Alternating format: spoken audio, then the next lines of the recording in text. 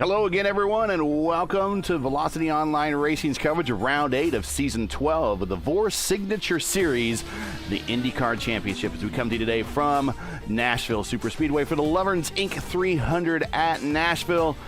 Joining me in the booth, and we will be talking about the news and the action on the racetrack all evening long, is Jalopnik.com's Ryan Erik King. A pretty exciting week in real IndyCar, but we're going to have a packed race here of 23-plus drivers here on the 1.33 mile. Well, they call it a super speedway, but let's just call it a baby intermediate, I guess, here track at Nashville. Welcome to the broadcast, Ryan. Good to have you here. What do you think about coming into this race here for round 8? We're in the second half of the season.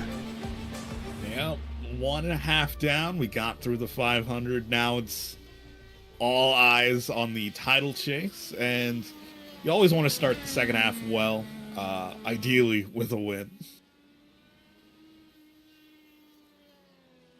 And currently watching people as they take time on the oval right now. Carl Stout is provisionally on the pole with a speed of 203.3. Lovern, wow, Gary had a great race in the DW12 series. He finished in the top 5 there, and he's having another good appearance here so far, at least when it comes to qualifying here in the Signature Series. He's at 202.9, lining up second. Still a lot of drivers still left to take time.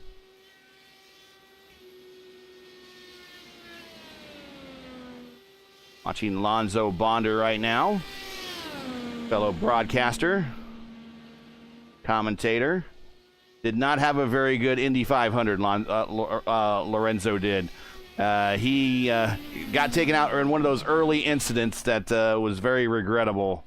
Oh, and he catches the grass there a little bit. Now he's back. All right, reset. Edson Santos to the top.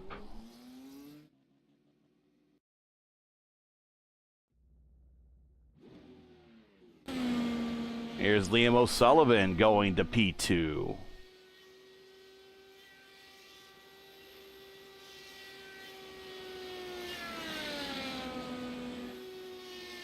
Luis Nunez out on the track. This is not LGN. Everyone's like, everyone confuses him with LGN. I can see why.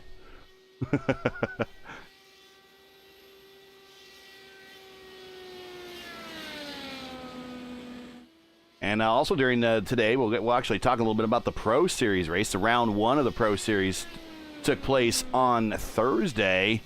Not a good showing for the community regulars, Ryan. It was a rough race for us, but a good day if you're on Red Line Racing.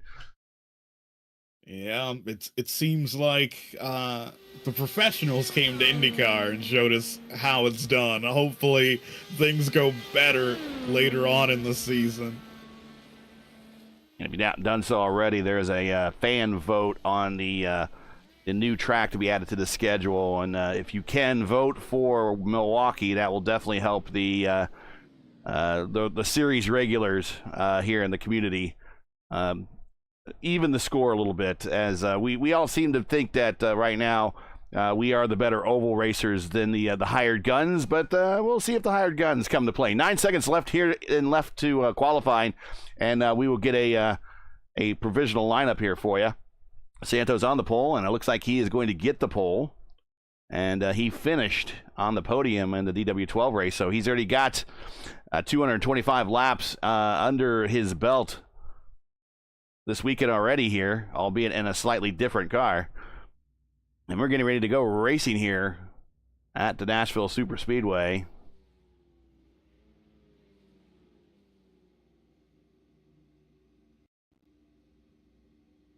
You can find wherever the cars are lined up, and there they are.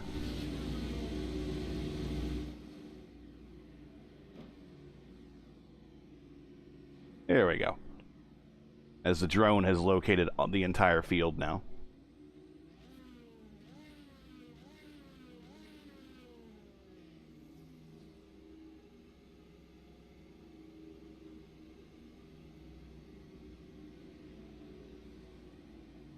Make sure to hit the thumbs up, like, share, subscribe, ring the bell so you're notified of the next race, which we will talk about as well as the session goes along here tonight at Nashville Superspeedway for the signature series here, the IndyCar Championship, Velocity Online Racing.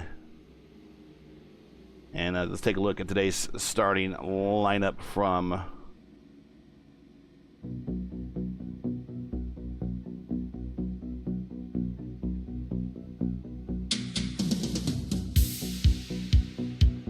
Nashville Superspeedway. Santos on the pole with a 2:03.5. Sullivan right next to him also with a 2:03.5. Pretty close qualifying run there. Stout, he has a stout run there. He has qualified third with Nunez right next to him in row 2. The Murph and Altena back in row 3. There's a lot of IndyCar starts right there. Strauss and Moore, row 4. Lovern, another top 10 start here at Nashville Superspeedway. This track apparently is agreeable to him with a 2:02.9. Stock car ace Matty Wagner in the lineup tonight. He's back in row 5 and 10th with a 2:02.8. Jesper Orman, one of the points leaders, has a long way to go, but we know he knows how to get there. He's back in row 6 along with Meadows. Kinder and Bennyworth, row 7. Bree and Coker in row 8. Inch and Bostaine in row 9. Holland and Ike in row 10.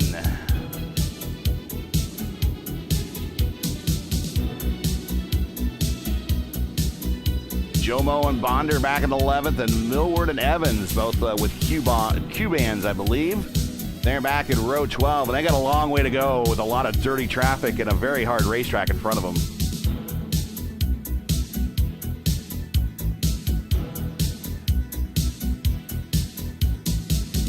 Once again, here are the weather conditions.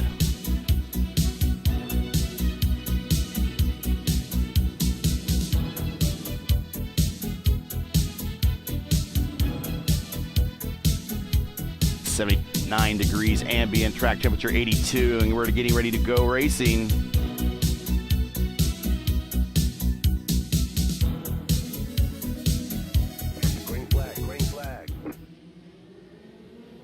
Green in the air for 225 laps here at Nashville Superspeedway. Whoa, getting a little oh, contact already! Oh, no! And that happened right around Stout. And that was Luis Nunez. And Julian Altena involved already. And we kind of saw that one coming. I'm not sure exactly what happened. Let's go back and take a look. Looks like Strauss and Nunez has made contact in the one. Yeah, that looks like that he comes up on him a little bit. And let's get that weather graphic off there, get a better view here. Sorry about that. And yeah, he just kind of comes up into him a little bit.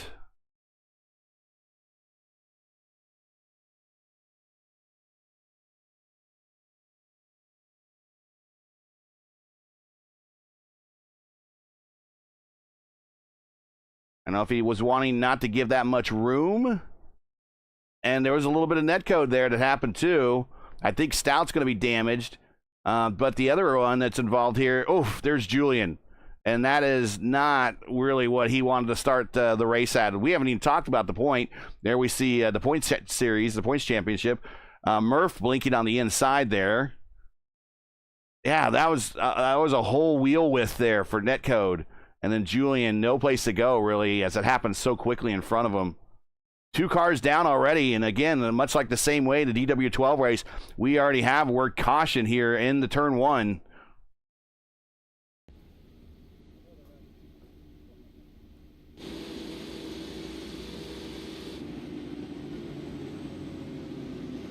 Well, now, that shakes things up a little bit.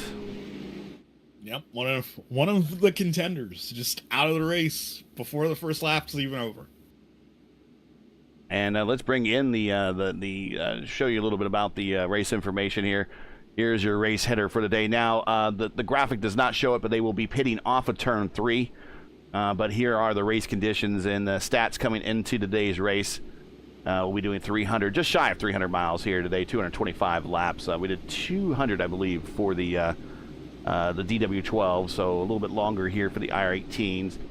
But here are the driver's points, and that's where things are going to change already, because in the lineup, the top two, Julian Altena, already out now. That's going to shake things up, and I don't think Craig Forsyth is in the lineup.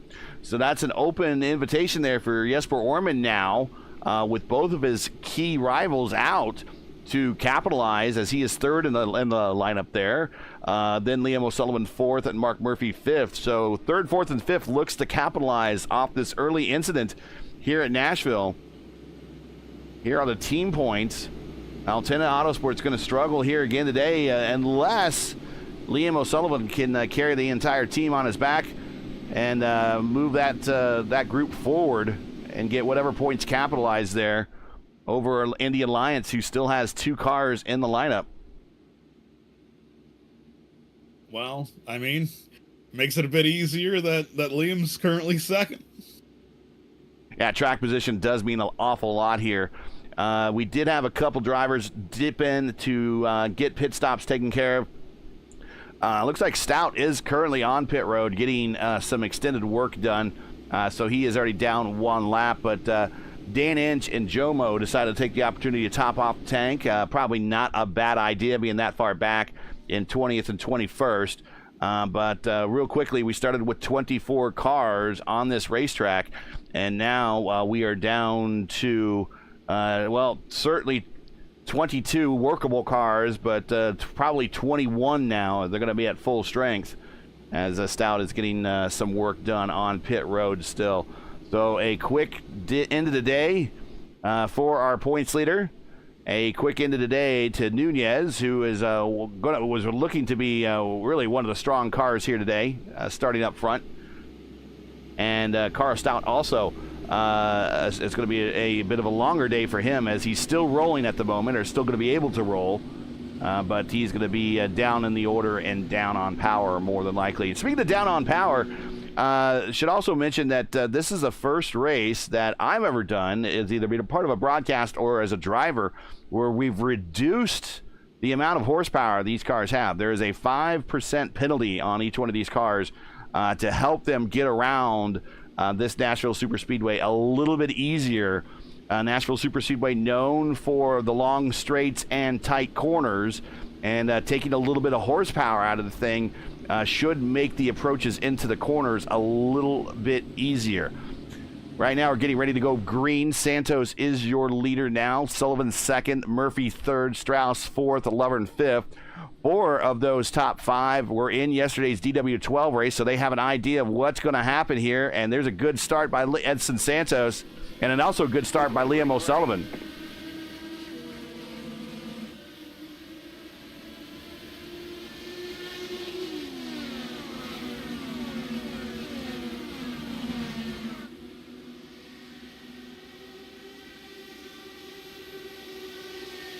Wagner to the inside of Nathan Moore for position, and Wagner he make it stick. Pushes up.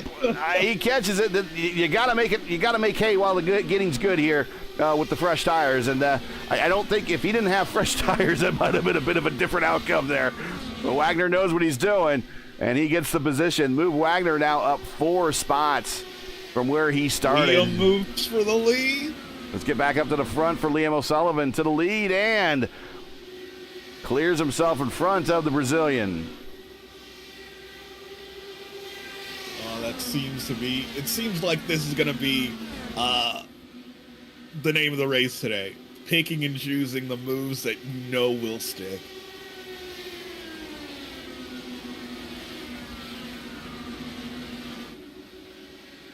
Here's the man to watch today, Jesper Orman in P8. Battle back here with Meadows and Bennyworth. Bennyworth on the outside, taking that Newgarden line that we saw him take for the first opening laps of the real race here about a weekend ago.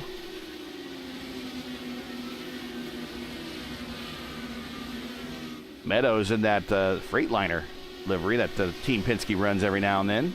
Looking good. We got some Freightliner. Get a better shot on him. Yeah, there it is. Freightliner. Oh, Bennyworth real fast on the outside. Wow. He just sent it. Now he's camping out on the outside. He likes that high line. Now he's going to start working on Jesper Orman. He's going to stay there. He's going to get a good big run on the top. Orman goes up the block. Bennyworth transfers down to the low side now. Going to have a shot in the 1 or in the 3. Now the low side I don't think is the place to be at this point. Really, the only time the low side's good here is like the first couple laps on a new set of tires. Yeah, because anything other than that, you're really putting a lot of stress to the tires. It's not the fastest way around the track. Ooh. So it is a double whammy. Ook. Meadows might have grabbed the wall a little bit. Get back up to the front. Liam O'Sullivan now a 6/10 lead over Santos. Santos leading Murphy, who's in 3rd. And here's a battle between Strauss and Lovern here for 4th.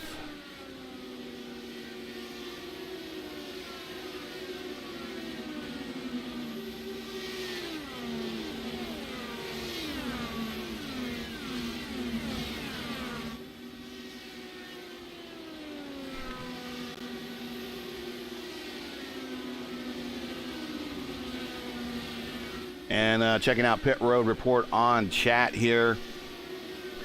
We got Clindy checking in. Julian. Wonderful. Matt Wagner wants to remind us he's an IndyCar ace as well. Well, get a good finish in there. We'll call you IndyCar ace. And Julian says too much damage. That's just great. But he says wait for the track to cool off. It'll get real good later. Here is just the updated weather. Track temp is 83.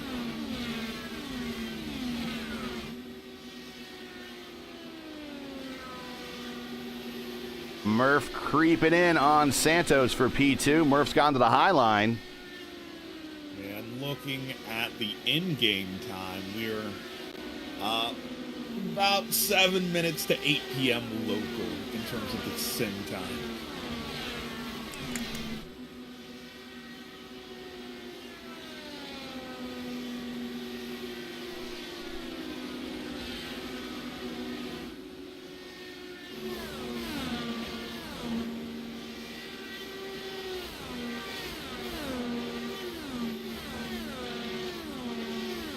Another close battle on the racetrack. Bennyworth, Meadows, and Orman. Oh! Oh, that's the way to throw some dirty air on the guy behind you. Orman can, from experience, and not necessarily being the guy that's been the victim, is what I've spotted for Jesper before. He has a knack of being able to lead the driver behind him into the wall with dirty air. Because, yeah, if you just upset the balance of the car at the right time, the right way, you could really throw a wrench into someone's corner.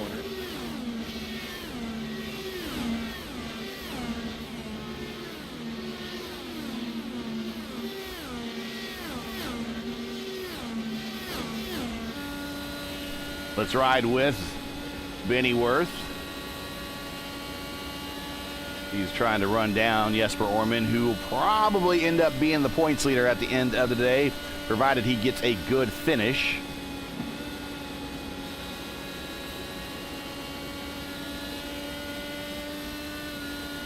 '21 of 225. Already down.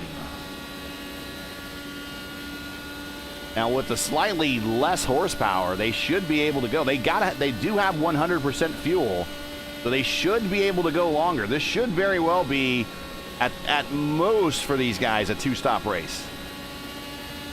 That should be an easy two-stop race. If you want to get, if you want to make sure your pace is high at the end, you could do a three-stop if the caution comes out at the right time.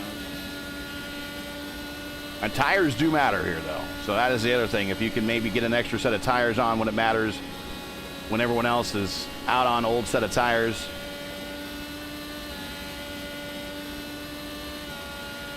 Yeah, because this concrete surface is very abrasive.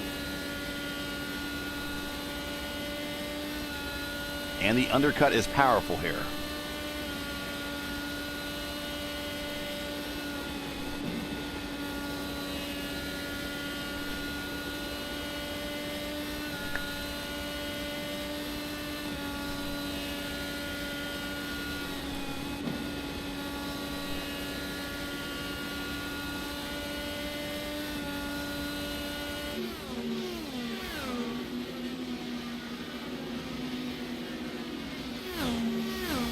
Wagner starting to encroach a little bit on Lovern here.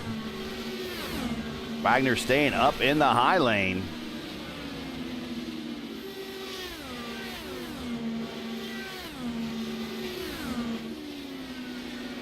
Wagner to the inside of Lovern, and he does it! Oh! Oh! Oh! A near Code Brown moment, yeah. Wow. Wow. Let's do a reset here, and let's see if he can run him back down again. But, man, that was tight.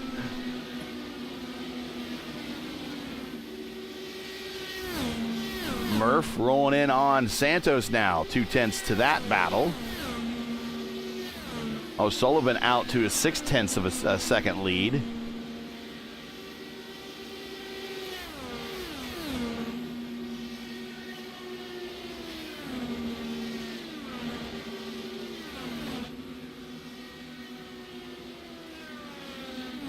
Jesper Orman underneath Nathan Moore down the backstretch. Battle for position. Move Orman to 7th, Moore back to 8th.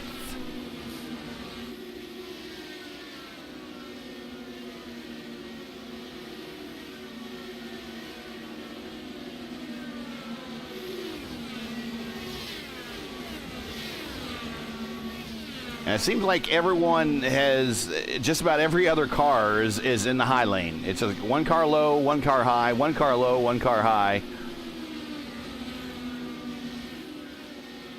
Oh, man. I think it was Marcus Ericsson said it here about the real race, where it's like, I'm just going to drive wherever the clean air is. And that still didn't help him.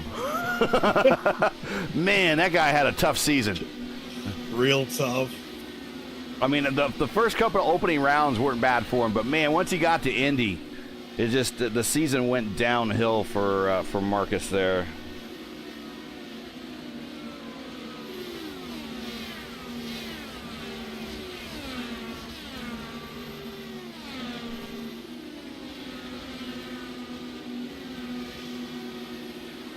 Murph getting closer.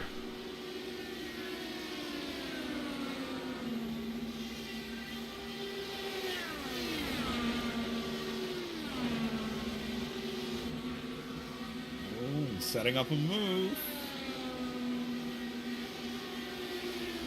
Oh. Hey, Daniel checking in the chat. Have a nice broadcast, everyone. Good race. Should be, as everyone's kind of settled in here, everyone is pretty much behaving at this point.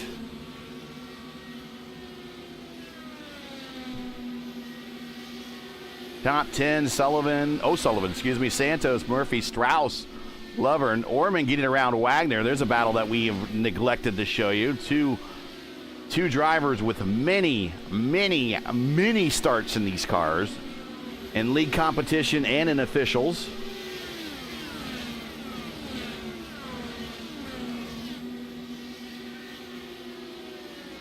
Nathan Moore back in 8th, Benny Worth 9th, Cody Meadows 10th. That is your top 10.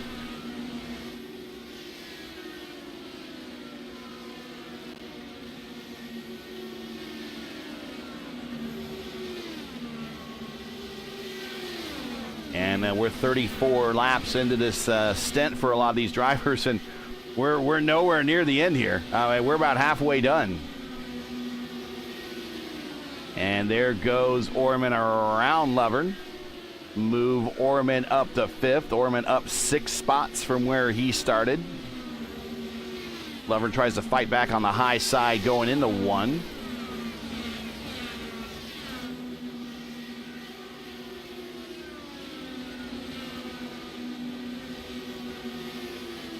So we have Altina Autosport Prime Team lone entry right now. Your leader, Edson Santos, with the leader energy squad. The only entry they have right now. He is P2. IAR, one of their 2 cars in the lineup with Murphy in P3. Kraus with Team Watson.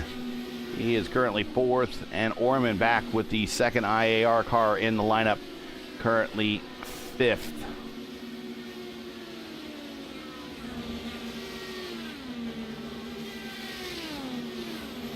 And here's a battle between Moore and Wagner, side by side going into 1. Still saying side by side going through 2. Wagner now getting the exit speed and the position.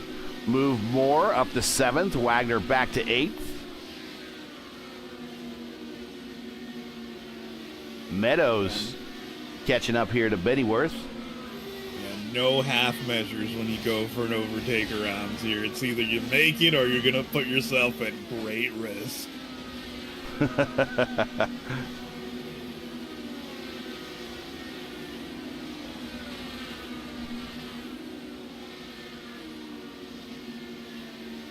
Oof. Meadows. They got a little loose coming off of 2, or at least got up in the gray.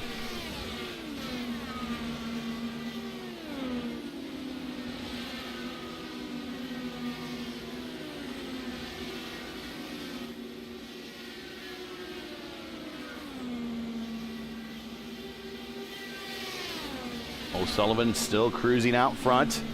0.5 of a second lead over Santos. Santos now being closely dogged now by Murphy. Murphy just staying on the high tide, buying his time. He seems to, and this was pointed out to me. There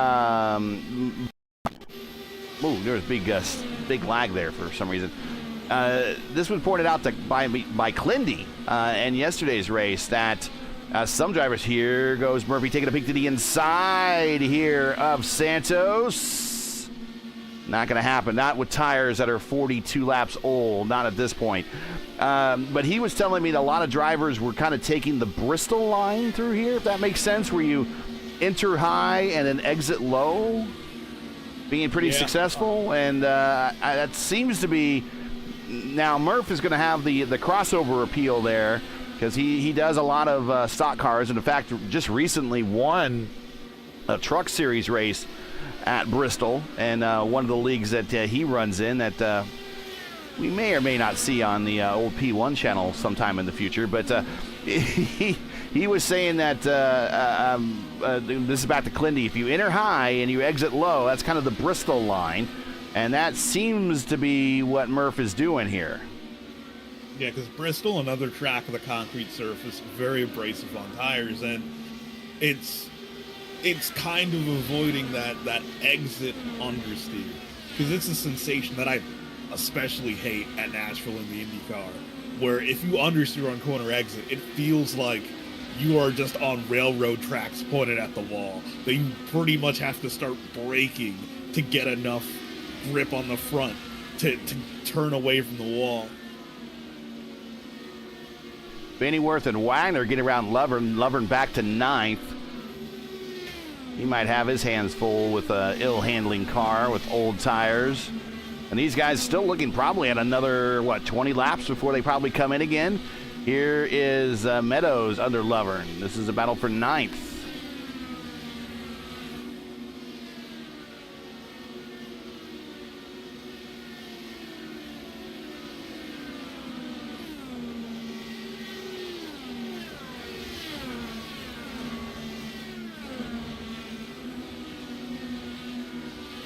While you're watching this battle, if you enjoy Velocity Online Racing's coverage of the VOR IndyCar Series and the IndyCar Championship, and you respect the stream, please do us a solid. Make sure you support us by subscribing to the channel. And while you're at it, don't forget to smash like and click the bell so you don't miss out on future VOR iRacing broadcasts.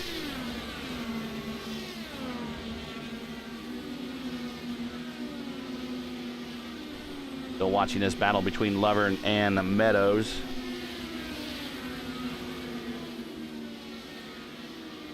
Oh, and there's a third car now involved. That's Seb Kinder. He was looking on the high side where the air gets in the air and the track gets dirty, but there he goes. That's a muscle move right there on the outside. Here comes Tim Bree, same thing. Oh, Bree, ooh.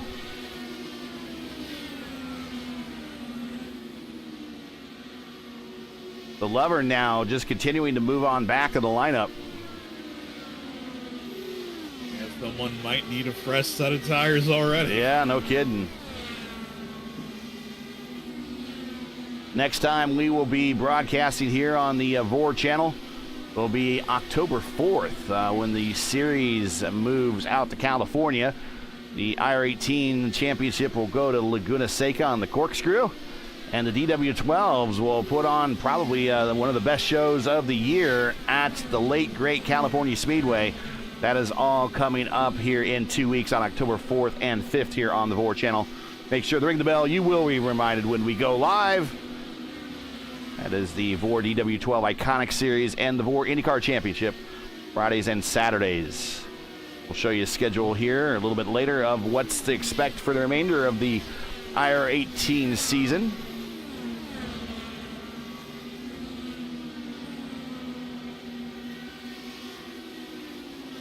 Back up front, O'Sullivan now to a 1 second lead because Murph and Santos got into it. Santos now back to third, Murph up to second. And that has allowed Santos, Liam. Go ahead. Yeah, Santos had a brief brush with the wall. Seemingly tried to run a bit high and got too high. That will allow O'Sullivan to kind of stretch it out.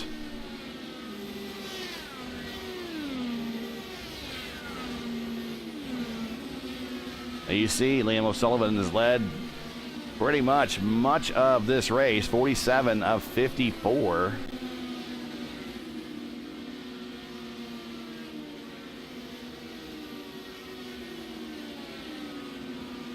And he's coming up on Carl Stout. Carl has rejoined the lineup.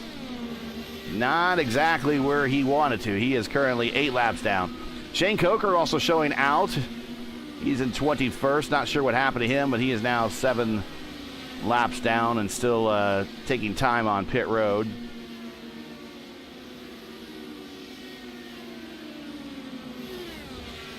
Lovern continues to fall through the order. He's now down to 13th.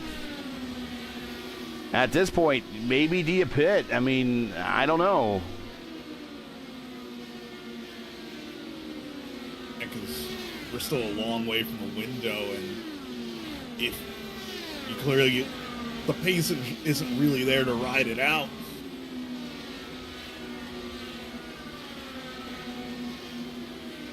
Bonder and Holland back here for 15th.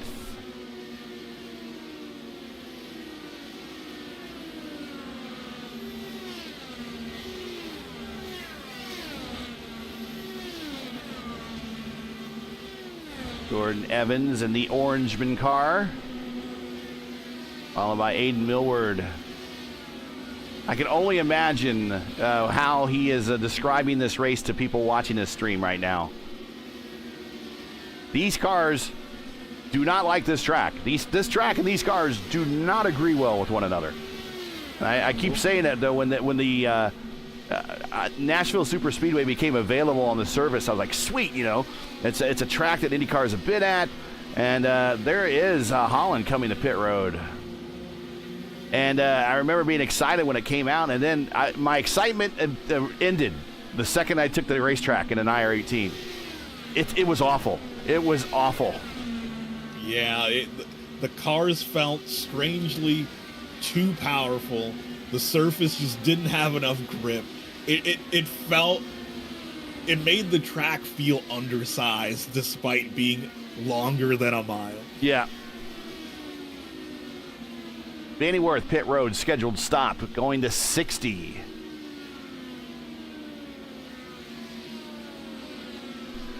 And let's break out the old calculator. We see other cars on pit road.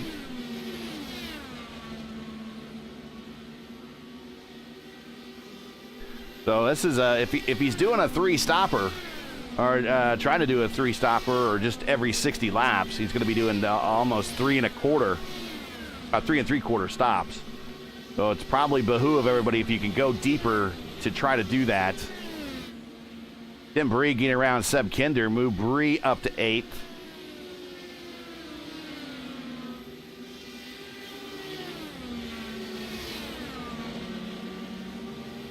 I mean, 75 is the magic number, really.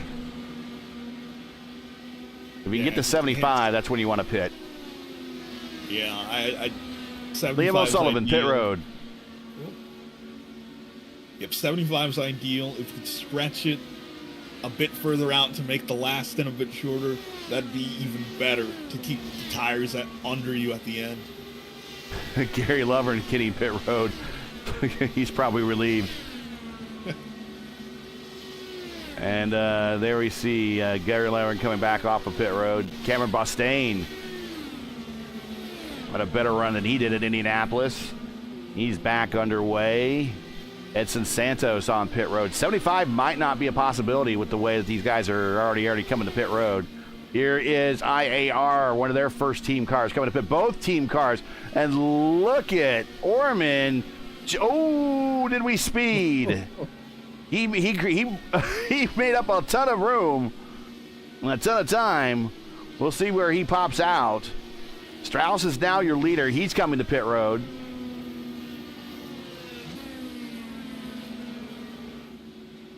And actually will turn the lead over to Andreas Eik. And now Eik coming to pit road, scheduled stop. I was going to turn it over to, see, Strauss is still on pit road. Bonder going to get a lap led here.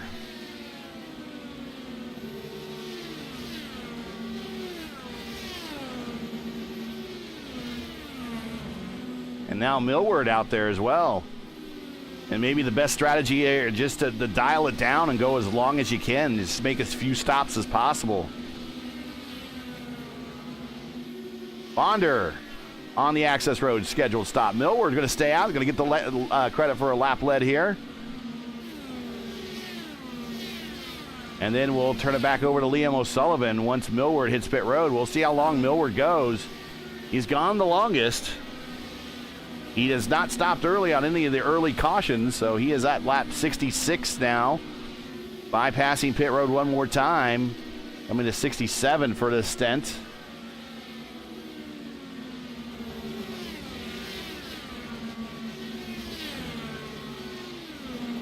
Last lap was a 24 flat for Millward. O'Sullivan was a 23.7. O'Sullivan does have the purple lap at a 23.4 set earlier in the race. Another lap turn by Aiden. Does he have another 7 laps and that another now 6 laps in that tank to go to 75? Has he just been back there dogging it back in map 5 or something? Nope, here he comes. Okay, because like if he did, it would have been really impressive. I'm going to say, you know, you want to pat that guy down when he gets out of the car, because I think he's got an extra fuel cell strapped around his leg or something. Oh, man. The Scott Dixon package. And here he comes into his stall on the marks. And that will turn the lead over to Liam O'Sullivan. Mark Murphy now second. Jesper Orman third. Now that Jesper made up all that time on pit road, and he hadn't managed to come out in front of Santos. So now Santos back to fourth. Strauss in fifth. There's Strauss a little bit further on back. We'll reset the field here. Nathan Moore, he's in sixth. Matty Wags, he's in seventh. Benny Worth, there he is in eighth. Seb Kinder, there he is in ninth. And Bostaine working his way up in the top 10. He's improved 8 spots. He's one of your big gainers of the day, other than Orman and Lorenzo Bonder. He's up 10 at the moment. He's back out on the racetrack in 12th.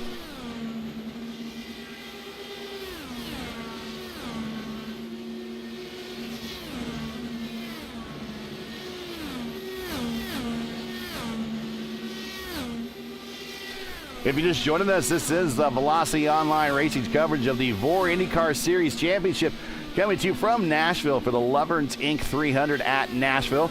We've completed, let's see now, 72 of 225 scheduled laps. Make sure to smash that like button. Don't just press it, smash it. Subscribe to the channel so you don't miss out on the next race, which will be, all of them will be about 2 weeks from now.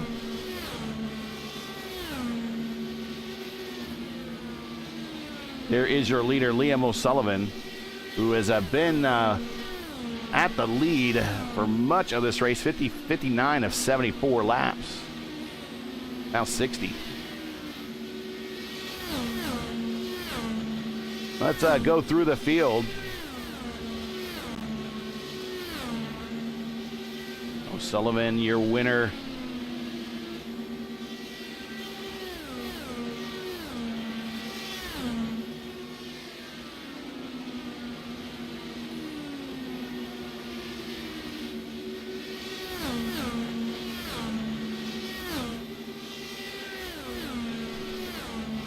See him, he is right now low to his 14th during the pit stops, but started second, immediately worked his way up to the front, getting around Santos. Currently he is your leader.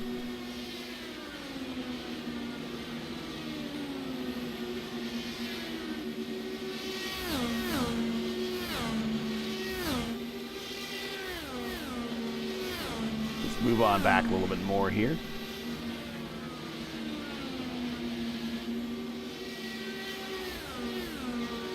And O'Sullivan was our winner at our last race at Indianapolis. Murph, there's Murph in the red, white, and blue IAR car. Currently second, started fifth. Got down to sixth at one point. Is now marking second. Jesper Orman, right there, his teammate right with him. Orman looking to probably maximize here on the points championship today with a good finish. Currently third. And up 8 spots. Edson Santos started on the pole and stayed up front, but has not maintained his position. He's currently down 3 spots at the moment, but he is in the top 5 and has a shot here if we get a late caution. Or in a caution really at any time. When I say late, we're only at the mid-race point. Here's Strauss. Currently 5th, up 2 spots. Nathan Moore. He is currently up 2 spots as well to 6th. Matt Wagner, another Team Watson racing car. Even though it says independent. I love Team Watson. Team Watson is the Andy Evans of virtual online racing. The old Team Scandia back in the 86 Indy 500 with like 8 cars in the lineup.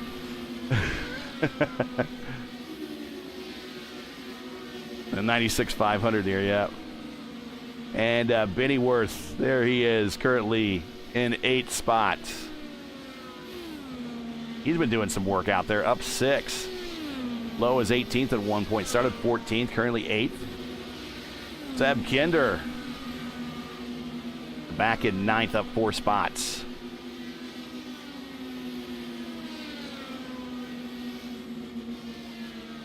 And then there's Cameron Bustain, another Team Watson car.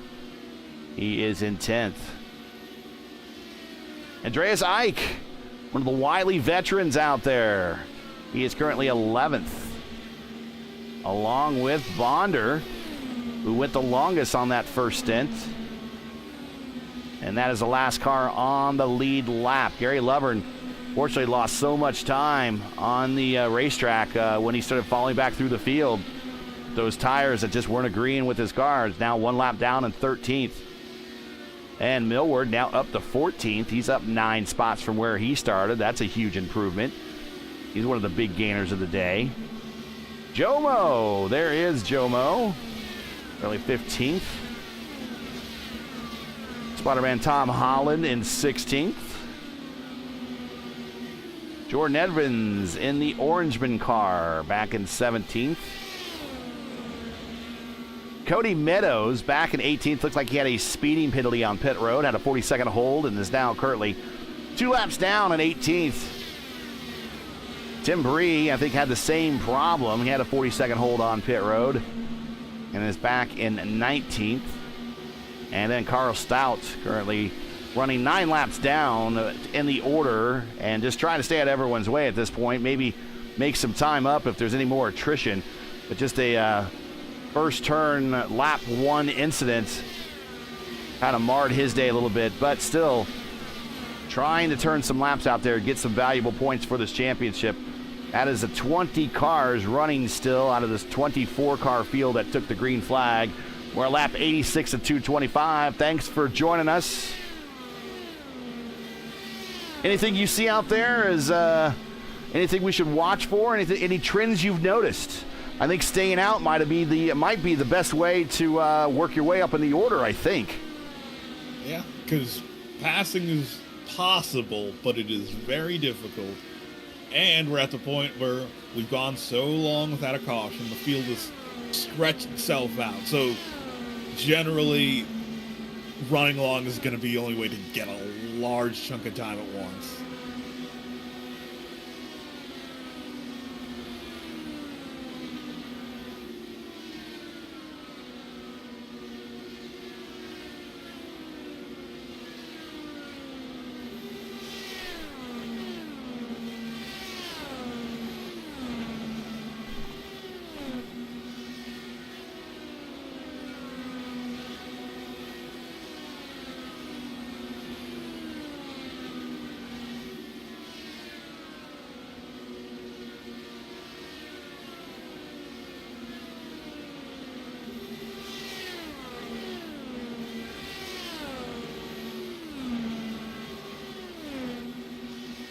And let's get that graphic off the screen there.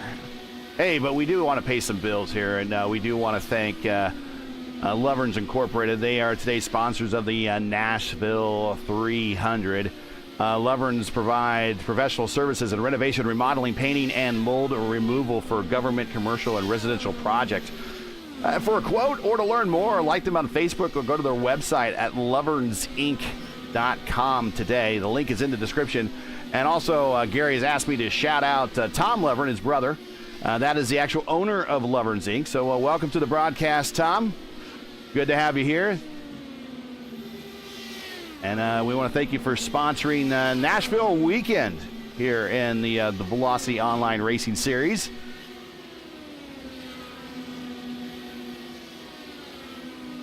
Everyone's kind of well spread out here. The closest battle on the racetrack is right here. Here's Nathan Moore, Wagner, and Strauss. That is really starting to highlight the ticker a little bit in terms of who's in close proximity of one another. Timothy Bree, he's involved in this battle just by track position. He's trying to stay out of the way. Whoa. These cars are now very deep into this next stint. But they're about halfway through their second stint, as a matter of fact. Most everyone did about 60 laps. Let's say averaged about 60 laps in that first stint. The longest was Millward at 69. Most people are probably watching the race right now are like, nice. But he's got the longest run, as well as Bonder did 66. Ike 65. You got to watch those wily veterans in the back with Bonder and Ike. They are probably playing the long game at the moment, which makes that last stop much quicker for them because it's a short fill. Yeah, it's a situation where when you get into that end game phase of the race, you want that stop to be short. You also want it to be late, especially here where the tires can fall off fairly quickly.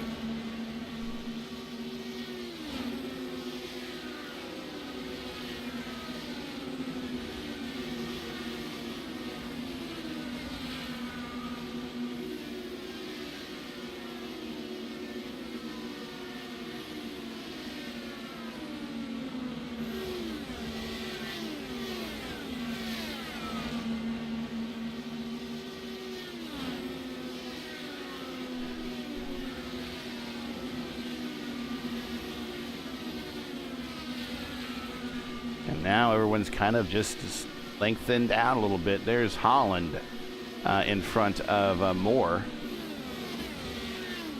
Yeah, it seems like the biggest menace today, so to speak, is getting around lap traffic.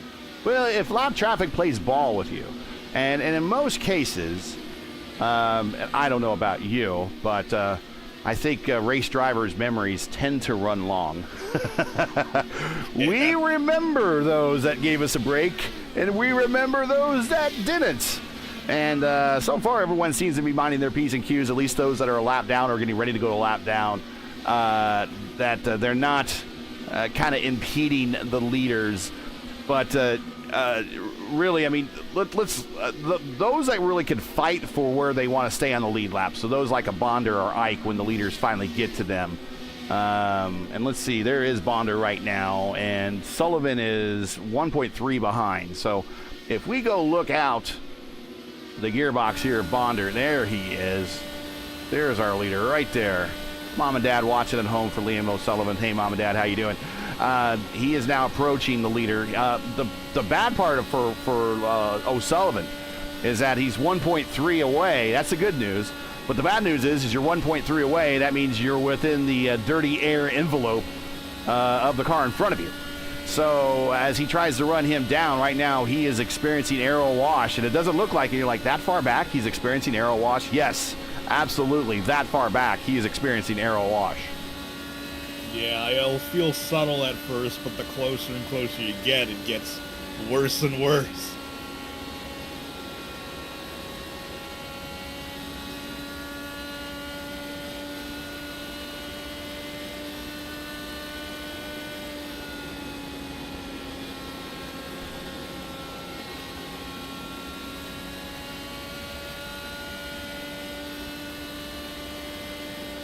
Now, eventually, if Liam gets close enough, and he's got a bit, he's actually about 0.4 of a second away from breaking the draft to Murph.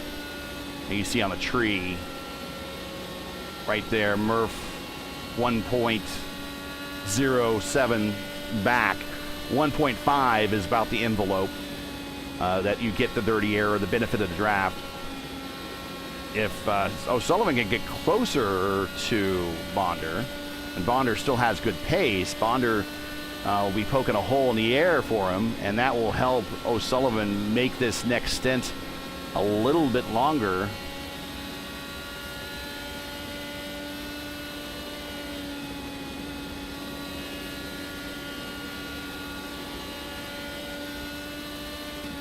Now you see right there, driver inputs for Bonder.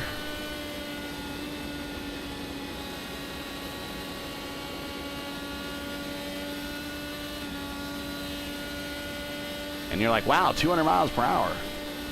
Yeah, they could do an average laps time here, but 200 miles per hour. This is not the smallest track on the service they can do that. There is a place called Dover that is a very similar facility. And he could put 200 miles per hour on the board there at Dover very easily.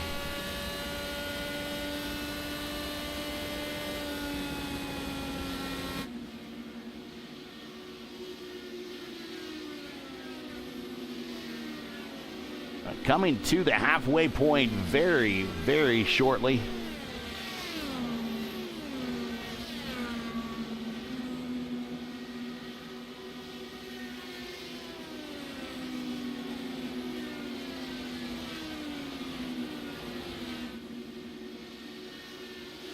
Oh, I think we might have had a guest in the VC and we didn't know it. I think Julian popped in, but I think the hostess with the mostest has left the just like not too far away in Memphis, you know, Nashville, or not too far away in Memphis, with Elvis has left the building. I think Julian might have left the building.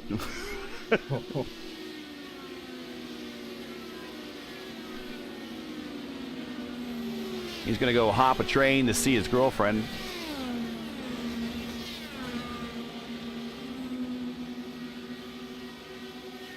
because that's what they do in Europe. You don't hop a train in anywhere in the United States. Just about. Well, Murph has started to eat into that lead a little bit now. 4/10. It was over a second. And is that is you think a result of the dirty air or from Bonder? Definitely. Because you have to remember, Liam has been in the lead most of this race. Like, unless he's interacting with lap traffic, he doesn't really have to deal with dirty air. He's riding that high line. Oh, he had to roll out of it. And I think that's going to allow Murph to get a little bit closer. He got up in that dirty gray and just really caught aero wash, and it's either roll out of it or kiss the wall. Virginia might be for lovers, but not Nashville Superspeedway. Here comes Murph, just biding his time down on the low side. Lap 113 at 225. Developing story at the front. We got a challenge for the lead for the first time in a while. And we are late in this run. Sullivan probably has another 10 laps or so before he needs to think about hitting pit road.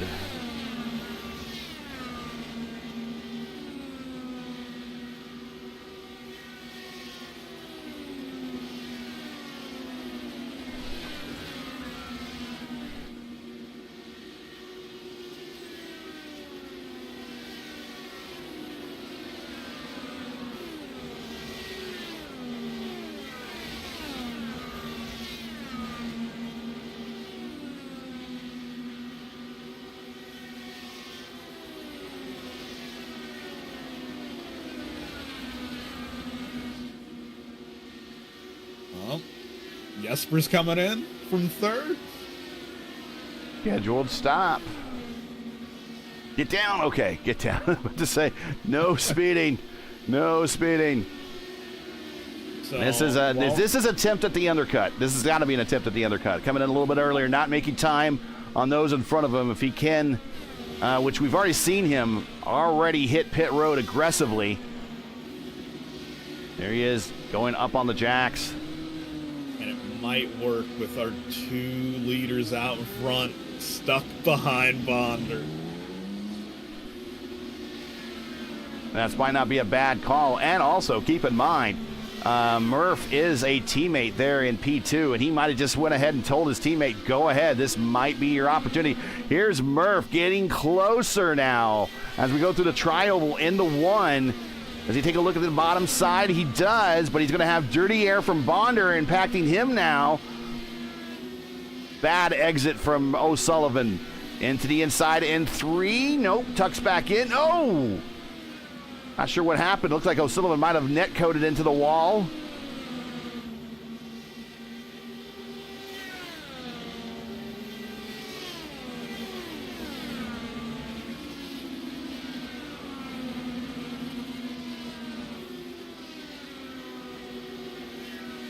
And here comes Murph to pit road. So he went 54 laps on that stint. And he might be attempting the undercut as well. So if I'm O'Sullivan, do I pit immediately now? If I got two teammates attempting the undercut on me. Yes, he does. He does. He comes to pit road now. So they just made the decision for him of when he was going to pit. Yeah, because his lap times were suffering, and there was no realistic way you could get around him.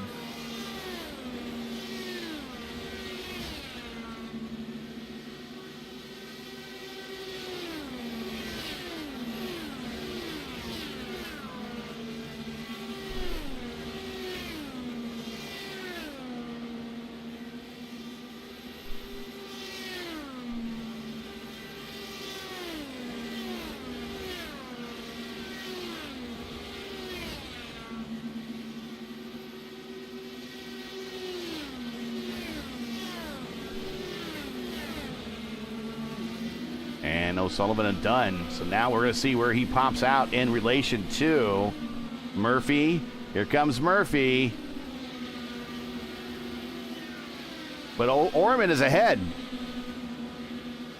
So Orman did it.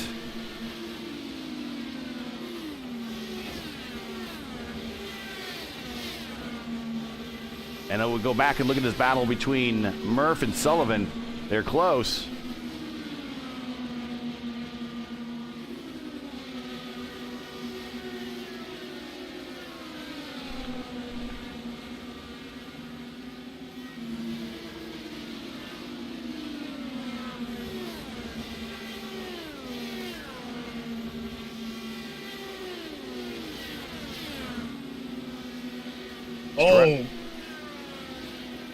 Oh, just around Morales.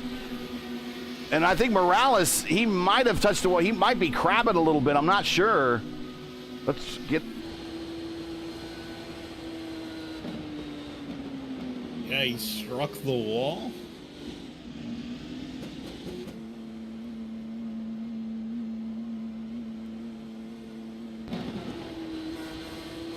Strauss coming to pit road, our leader.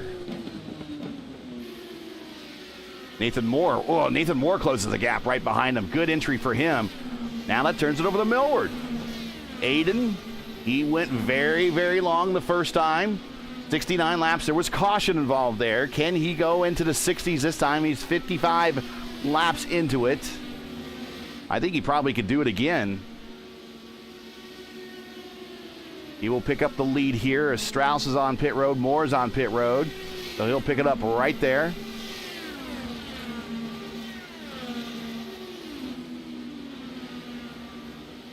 Jomo coming off of pit road.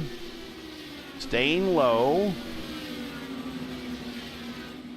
Millward has Holland right behind him. Holland in 16th. Actually, that's going to be a battle for position once Holland gets around Morales, which he did. Move Holland up to 16th. Morales back to 17th. Jordan Evans 18th. Carl Stout still making laps. He's back in 19th. Holland just stopped, so he's going to have slightly fresher tires and gets around Aiden.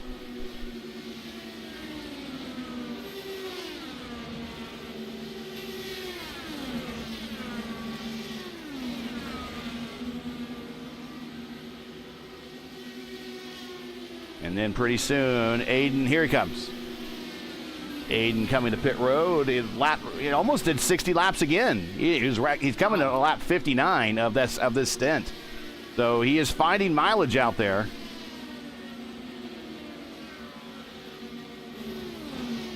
And that turns the lead back over to Jesper Orman, who is really looking to capitalize on the points.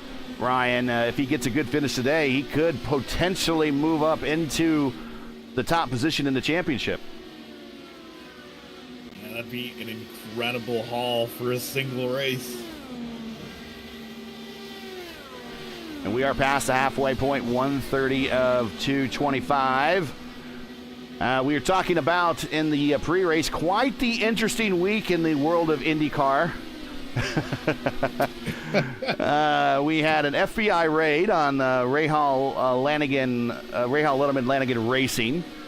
Supposedly a employee there that got hired from Andretti brought some proprietary information over to Rahal Letterman Lanigan. The joke is, obviously, it did not help them on ovals. So that's the big news. So have we ever found out really what that information is yet? I mean, or are we just, is there a rumors of what the information could be? Do we know at all anything, or are we just going to wait for the investigation to kind of work its way out? Yeah, we're going to have to wait for the investigation to play out because it's not quite clear other than the basics of this is a former Andretti employee who moved over to Rahal Letterman Lanigan, and there is potential IP theft involved. And when it comes to a case like that with a former employee going somewhere else, they naturally just have a lot of knowledge about their former workplace in their head. And if you really want to bring this to court, you need physical evidence, hence the raid.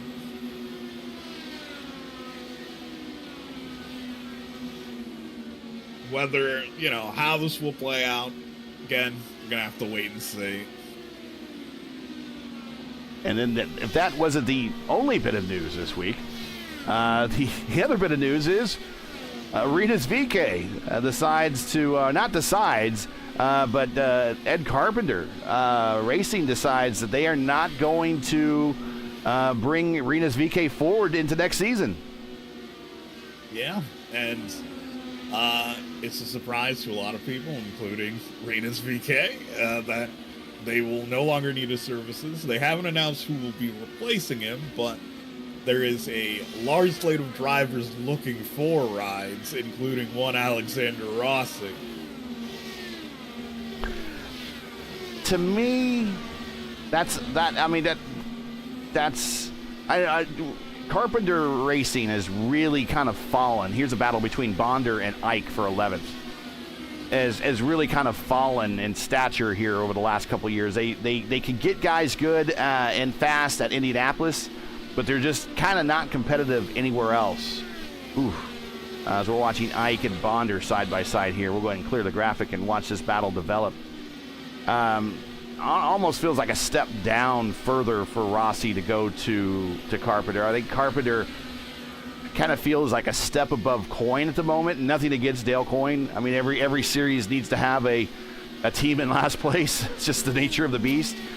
But I always look at Coyne at least out there really trying, and then trying different combinations and trying to be innovative, at least who they bring to the seats and stuff. I'm not sure if I really see Rossi as a good step to have him in at Carpenter. I don't know.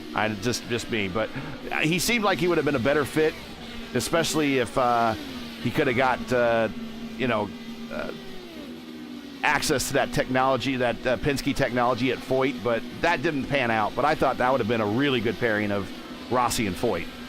Yeah, that would have been a good pairing, and it seems like that last couple weeks of the season, a lot of silly season played out with David Maluk is getting that seat at Foyt, and now Marcus Armstrong effectively getting moved out of Ganassi to Shank into Malukas's seat, and seemingly that third seat at Ganassi's landing in the lap of Kiffin Simpson.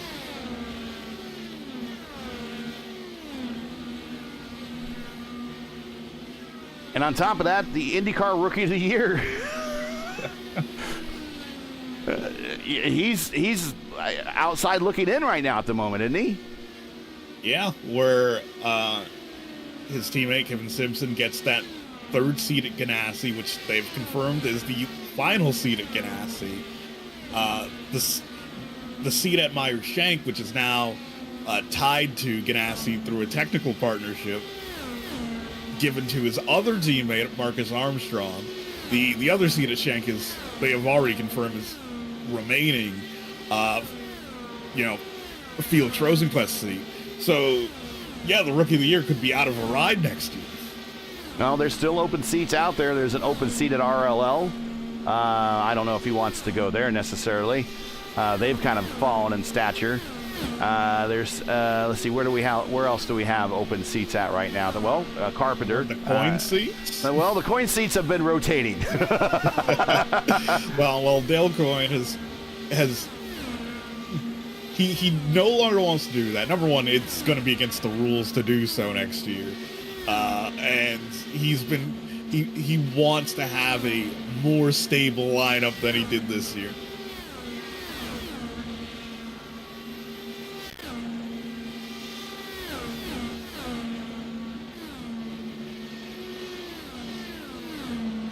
Coker says the undercut by Orman was insane. Yes. Yes, to say the least. He knew what he was doing. I think they planned that one from the onset. Adam, is it me or is Liam O'Sullivan an oval master? Well, he's getting there. He certainly is getting there. I saw him do a lot of growth during the month of May. Just about every top split Indy 500 race that I saw, whether it was open, IndyCar oval fixed, anything, He was always seemingly at the top and engaged at the front. And really the best way, Ryan, and you can echo this for yourself, the best way to improve yourself in these cars is to get, and you got to keep the knife sharp. You can't allow it to get dull. You just got to keep making lap after lap after lap in these cars over and over and over again. That's the only way you get yourself better in these cars. Yeah, especially Godsoe racetrack. Car in the wall on the front stretch. Tim Bree. Yep. Tim Bree. And this is going to be everybody coming to pit road, but I don't think everybody can make it on one stop. It's going to be close. They're going to have to stop again in the closing stages, but everyone's going to come to pit road, guaranteed, guaranteed. Let's take a look and see what happened to Tim Bree. Oh, and he had a little help unfortunately from Gary Lovern. Let's see. They're side by side coming through. Oh, Lovern gets loose on corner exit, over rotates.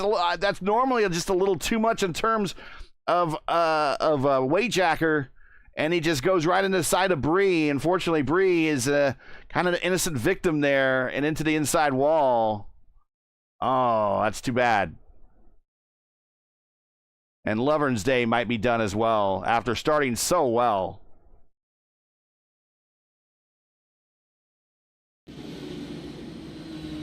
All right, final stops. And we see a number of guys already stopping, and Jesper not. Yeah, I want to keep track position. Well, Even though we're at the point where stopping here, you can make it to the end. Almost make it to the end, I think, right? 150 plus another, let's say we do another 60.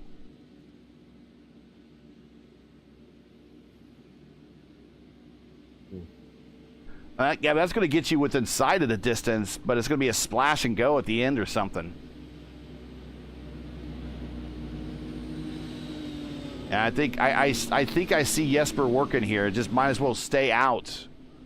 You're halfway through a run. Might as well run it out.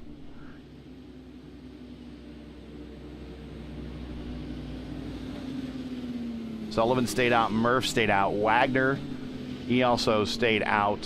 Number of cars on the pit entry road. They're coming in.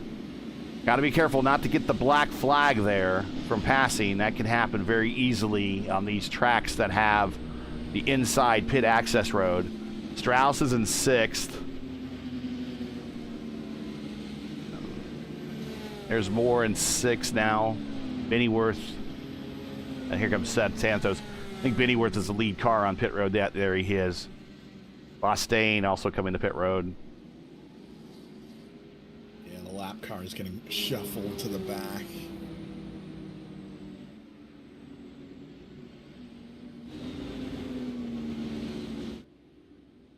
All right. Well, that kind of changes things up a little bit. We're going to have 2 strategies out here now. We're going to have those that are just going to stay out, and that is, I guess we'll just call that the prime strategy right now. And the secondary strategy are those that just pitted. It'll be interesting to see how this plays out. If we get one more caution, those who just pitted will be able to make it to the end, but that is a big gamble.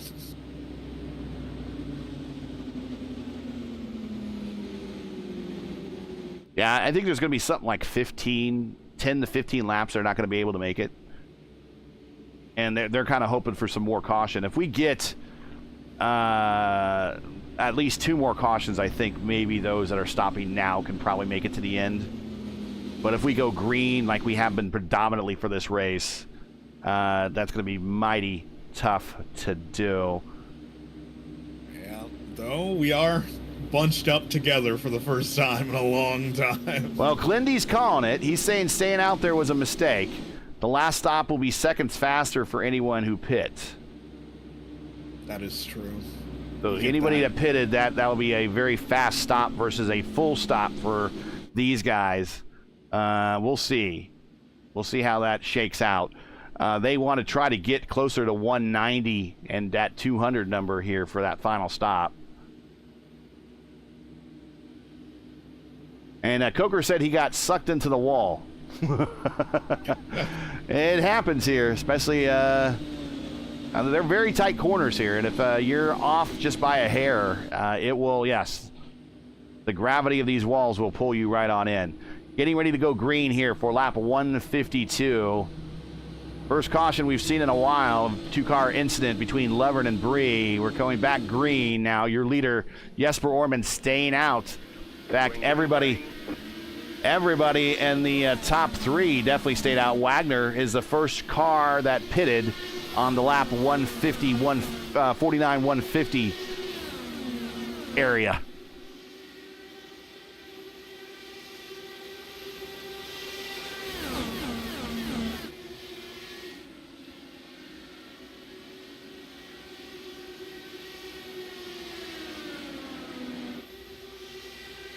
So both the IAR cars have made their bed now, and they're going to try to sleep in it. There's no split strategy between that team. And the Team Watson guys, they are racing here. There's a battle between Team Watson guys for 4. Strauss and Wagner side by side into 3 and 4. Wagner way up high. Got to watch that exit. That wall's going to come up and greet you as they hit the tri-oval. Wagner still leads just by a hair.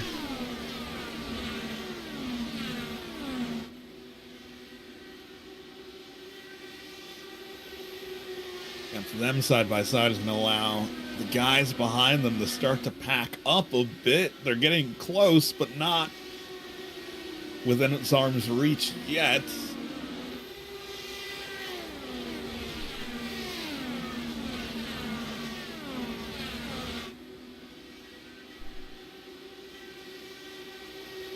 Now Nathan Moore on the backside of Santos.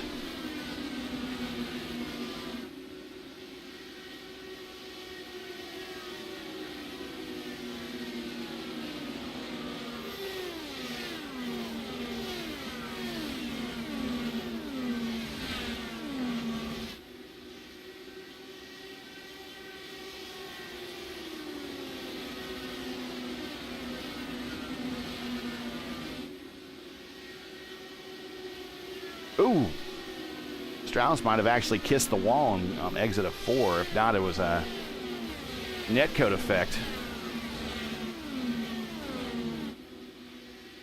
Let's reset the field here as we are green here. Just going green a few laps ago. Jesper Orman, your leader, he's up 10 spots. Liam O'Sullivan also did not, Jesper did not pit on the last caution. Same thing for Liam O'Sullivan. Last time Liam pitted 37 laps ago, lap 121. And on top of that, in case you're just wondering, Orman, he pitted on lap 116. So he's 42 laps into his stint. Sullivan, lap on 121. He's now 37, now 38 laps into his stint.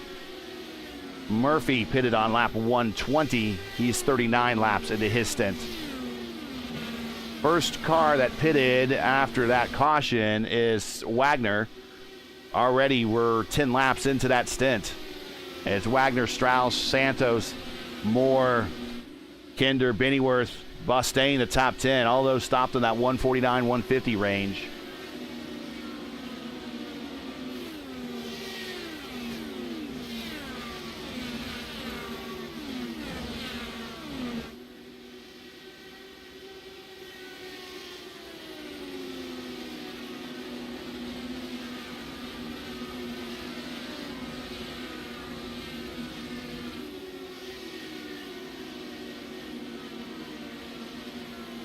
The wily veteran Ike, he's currently in 11th, 1 lap down. But we know he can extend this stint if he needs to. Bonder right with him in 12th. Millward. These three have really been the most economic drivers out in the racetrack all race long. They've gone long on just about every single stint that we've seen that has gone full.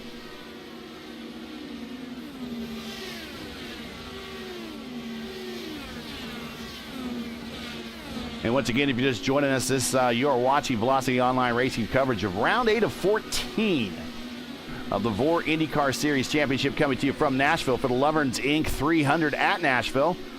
for Jesper Orman, looking to capitalize on the top two being out of the race in the points championship to try to claw his way back up to P1 there with a solid race here today or tonight at Nashville. Make sure to smash that like button, subscribe to the channel so you don't miss out on the next race.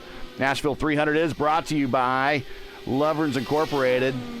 Lovern's provides professional services in renovation, remodeling, painting, and mold removal for government, commercial, and residential projects. For a quote or to learn more, like them on Facebook or visit their website at lovernsinc.com today. Link is in the description. And again, shout out to Tom Lovern, the owner of Lovern's Inc., brother of Gary. Welcome to the broadcast. Thanks for being a part of it.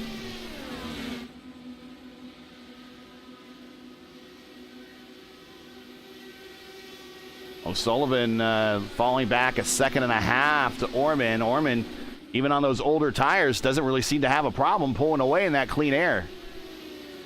He's going to need the margin if we have to stop again.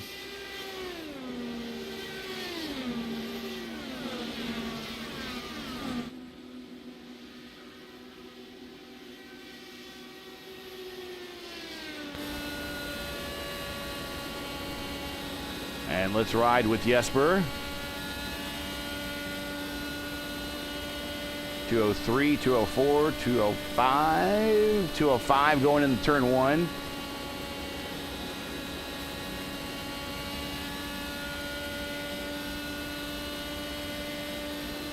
.203 going into turn three. Car's really rotating. You can see on the corner exit, almost I might even feel a little loose for him, but he is handling it.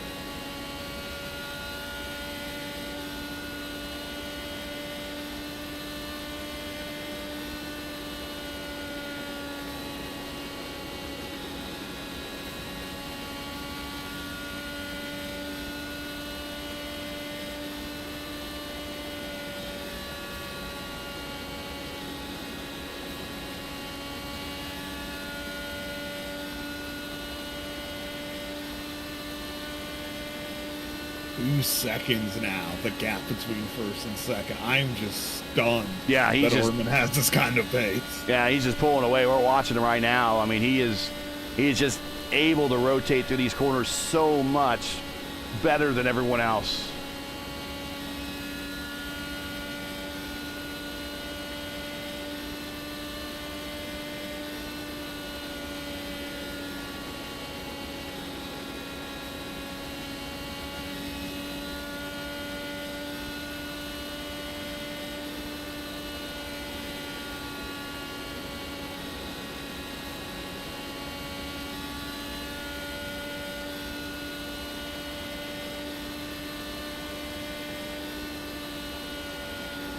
And there's Liam back there, just almost a distant thought. Murph is definitely a distant thought. See, Liam's marginally a distant thought.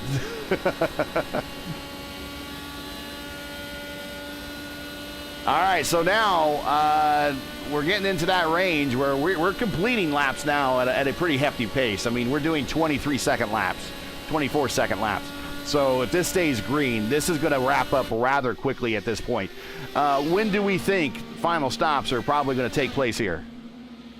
Oh, I'd probably wait late 180s. Like, just keep going until you see the lap time start to fall off, and then you just stop in, get your fuel, get your tires, and keep that pace high. Up, Orman's coming in now. And this is going to be probably everyone's going to follow suit. Murph's going to stay out. Sullivan coming in as well. And Sullivan eats up a ton of space by hot pit roading it there. I hope he was under the speed limit. We're going to see. He gets hold for that stop for that 40-second hold, that painful 40-second hold. Especially this late in a race. The last thing you want to see. Hits his marks. Orman done.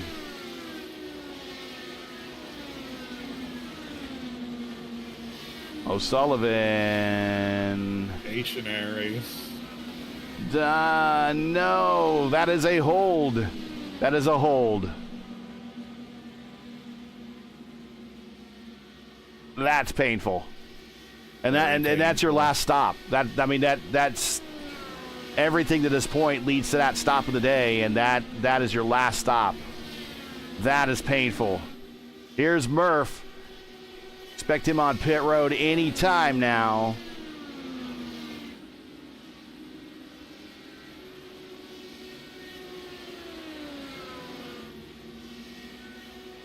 That's just going to be a bad day all around for Altena Autosport. Move Wags up the second. Messiah Strauss, his teammate, the third. Santos now fourth. Seb Kinder, another Team Watson car. He's in fifth. Bennyworth in sixth. Bostaine, another Team Watson car. Team Watson all up in the top 10 right now. Having a good day.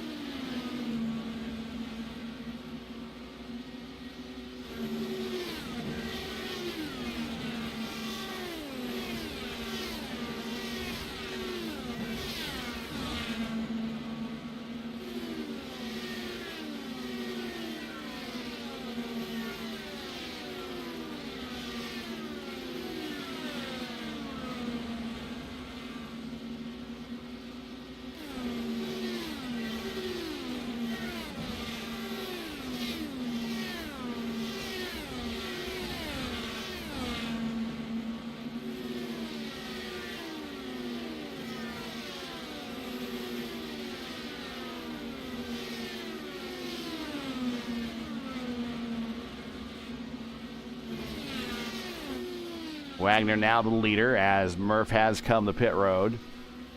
There he is, getting final service done. He mentioned into the 180s.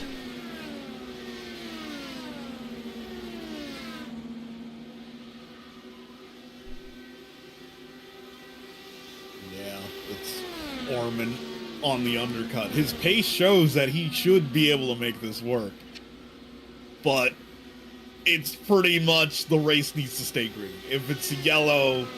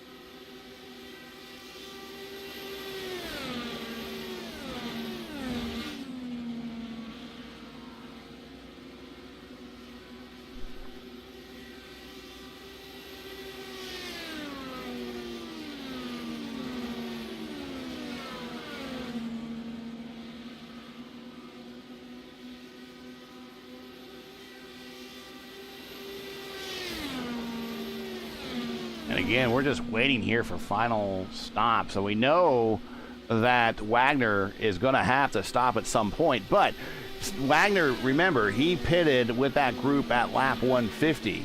So he's going to go very, very, very long. They're only 37 laps in, and he's probably got another 20, let's say not even 20. I think 20 might be too many. Let's say 10 for sure. Laps on this stint. That will get him into the 190s, and then they will have to stop one more time. So we will see that he's going to be our leader for at least the foreseeable near-term future. Him, Strauss, and Santos are your top three. And Orman has about a 1/10 to 2/10 a lap advantage. Same thing for Murphy. Murphy's outside of blinking. He's moving pretty fast, too.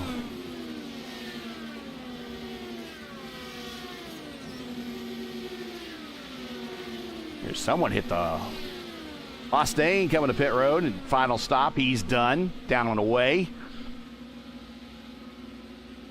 Mustaine came in at lap 187.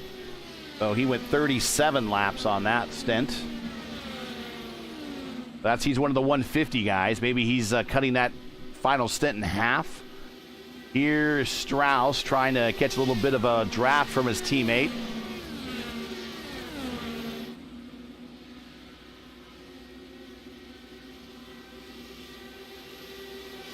Pennyworth is up to 5th. Ike now up to 6th. Ike is still 1 lap down along with Bonder. Orman has joined them. But Orman is done, at least with terms of potentially not needing to make any more stops.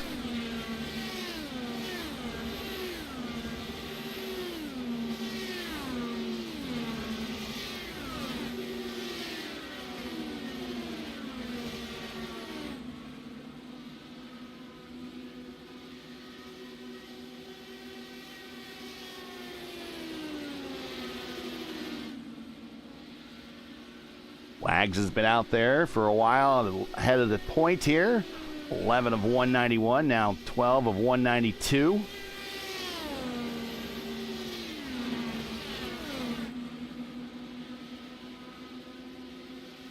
Back to Strauss. Strauss has led a few laps here today. He's led 5. Santos led the opening stanza, 9 laps. Kinder is about the only driver in the top 5 who has not spent time at the point, along with Pennyworth.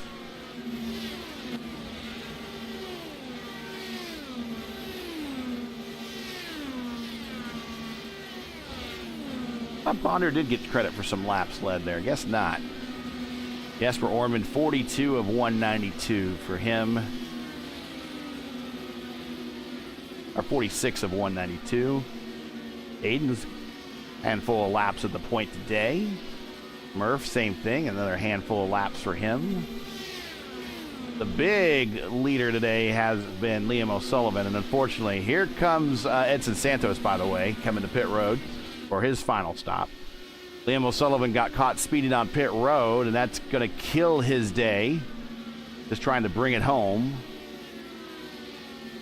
The final stop for the Leader Energy. So I was telling people during our DW12 race that I contacted one of the Leader Energy drivers, and I hit up Rafi Eckert, and I asked him, what is Leader Energy? Because I thought it was like a Brazilian energy drink, right? And I assumed they would be like an electricity company. Well, you know, everyone thinks differently, and I'm thinking different. I'm thinking like an energy drink. You're actually thinking a little bit more correct. So the team owner, the leader, manager of the team, basically it's a piece of software that manages solar power collection, and thus that's why their cars look like it's a mirror prism there. That makes sense. Oh, but I said, all this time I thought it was an energy drink, and Rafi Ecker says, no, we're not rich energy.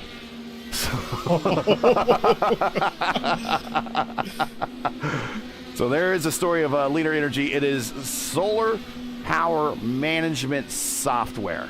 I believe that's is the exact type of application it is. It definitely has to do with the solar power collection, that's for sure. And they sponsor cars in the R18 series all over the service, as well as they sponsor in the DW12 series. And recently, we do want to send our condolences out to the team. They recently, last, I believe, Friday, lost a team member who died suddenly. And again, condolences to them and their entire team, to their family, all their friends during this difficult time. And out there making laps on behalf of your fallen teammate is not an easy thing to do. So privately, we're all pulling for you guys to do well. And that's Edson Santos, currently 10th spot. He is the defending DW12 Series champion. And it's the current points leader, I still believe, there in that series. And the DW12 series runs on Fridays. And if there is a IR18 race, just go back to the previous Friday, which is yesterday, and then typically there's always a DW12 race that same weekend. And normally it's at the same track, not always.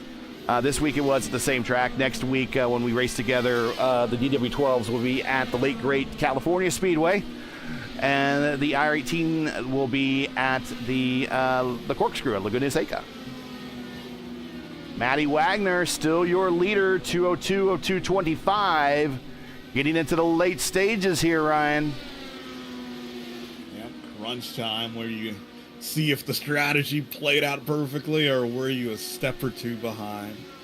Here's Bostaine with fresh ease getting around his teammate, giving each of them a wide berth.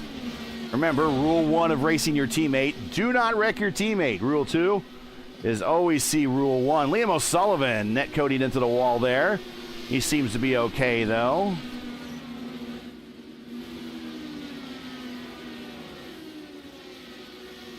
And Bostaine around.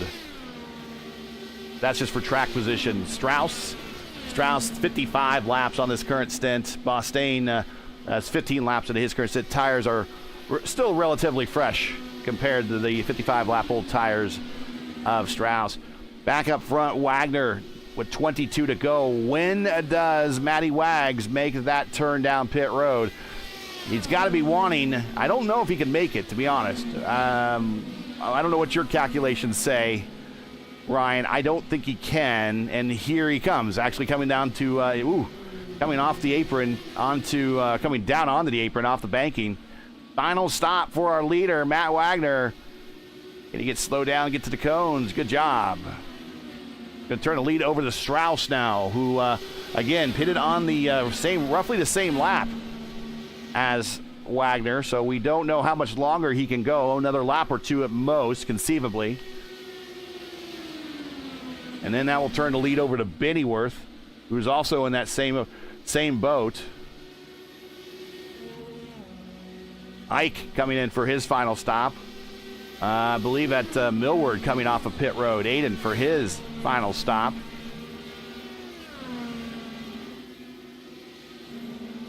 Foreman picking up spots as they are coming off of pit road. Bennyworth now final stop for him, coming from second spot. Strauss still making time, and he's using his teammate for mileage. That is a very apt strategy.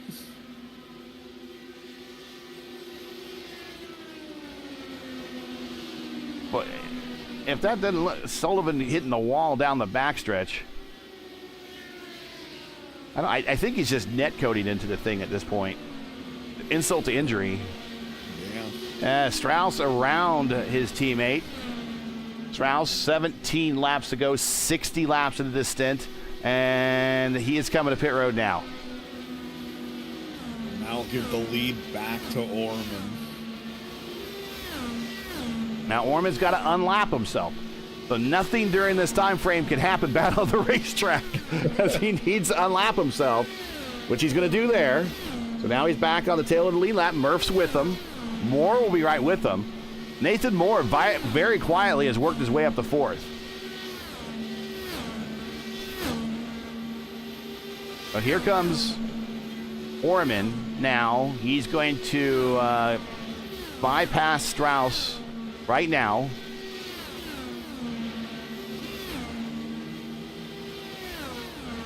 And put Orman back to the lead. And he now is the leader by 1.9 seconds, which might as well be 1.9 miles over Murphy now. 2 seconds over Murphy per second.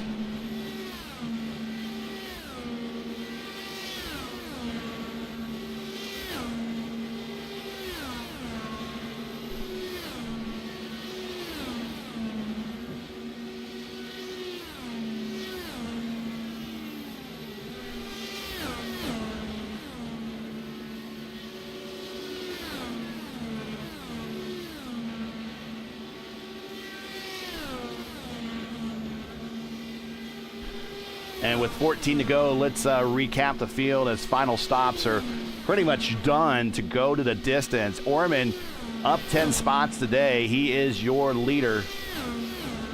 He has pretty much dominated the second half of this race. Aggressive and timely pit stops and a very, very good strategy on a undercut call to really help his cause. He is our leader with 13 to go. And again, looking to maximize in the points championship. He is currently third with P1 and P2 either out of the race or not entered in today's race. Murph is third, and this is going to help him as well. He is fourth in the championship, so he may move as high as second or third. And Nathan Moore. I mean, I don't want to say where he came from, but we've been watching him all day very quietly pick off a position here, pick off a position there, and a very aggressive final pit stop got him to jump over Wagner, and he is in third. So props to Moore. And looking at his first podium here in the series, and we've seen him before regularly on the top split broadcast over on P1. But we might get a chance to talk with him very shortly. Matt Wagner marred in traffic. He is back and forth, but he's up 6 spots. Stock car ace Matty Wagner showing his open wheel prowess today. And then Edson Santos back in 5th, our pole sitter. Bit of a rough day. The IR18 not agreeing to as the field that he has for the DW12, but going to probably bring it home with a top 5 finish with 10 to go. Kinder, Strauss, Bennyworth, Bostaine, and Ike now your top 10. Bonder, Liam O'Sullivan, Millward, Holland, Evans, Morales, Strout. Top 17, they're still running. And Gary Lovern is 18th, Bree 19th, Meadows in 20th, Inch in 21st, Coker 22nd, and then Nunez and Altena involved in that turn 1, lap 1 incident, 23rd and 24th for our points leader, Altena. That's not going to bode well here when we tally up the end of the day. 8 to go here at Nashville Superspeedway. Next race again for the IndyCar Championship, 2 weeks at Laguna Seca. 7 to go.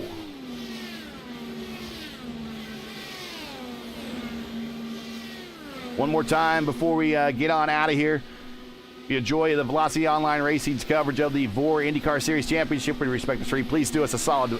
Support us by subscribing. While you're at it, don't forget to smash like and click the bell so you don't miss out on future VOR iRacing broadcasts. And I do want to thank the kind guys at Lovern Incorporated. Lovern provides professional services in renovation, remodeling, painting, and mold removal for government, commercial, and residential projects. For a quote or to learn more, as we got Holland just going around Orman there to get his lap back. You can like them on Facebook or visit our website at lovernsinc.com today. Link is in the description. Again, shout out to Tom, who's watching at home. Thank you for sponsoring the Nashville weekend here in the VOR Racing Series.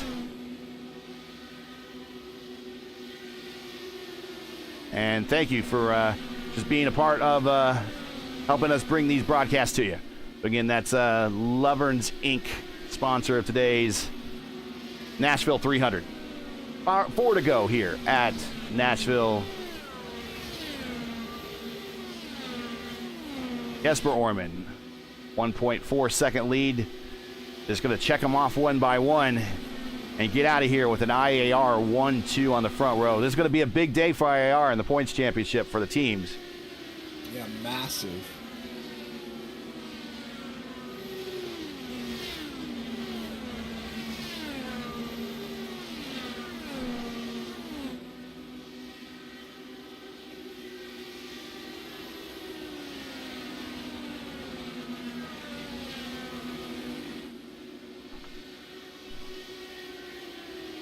Coming to 2 to go here at Nashville.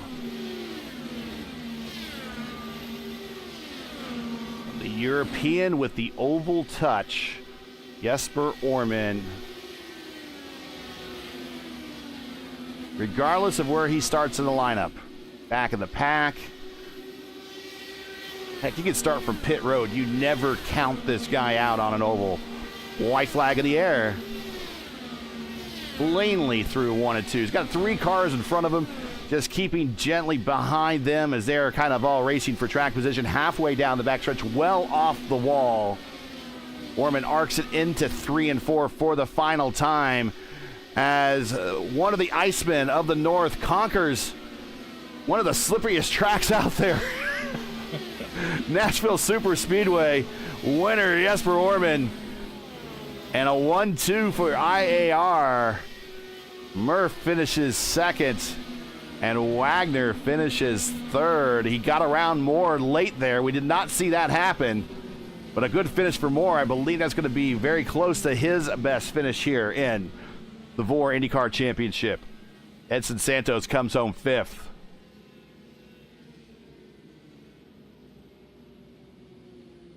And the IAR cars are going to come home here and do a little photo moment at the flag stand. There we go.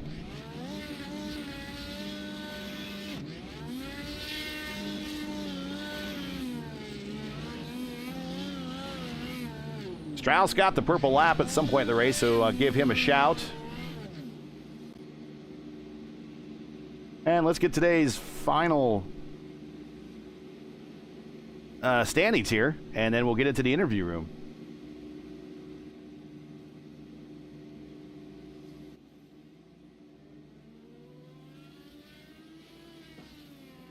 And Wagner out as he makes collision now with... Stock car drivers have a hard time not making collisions with others.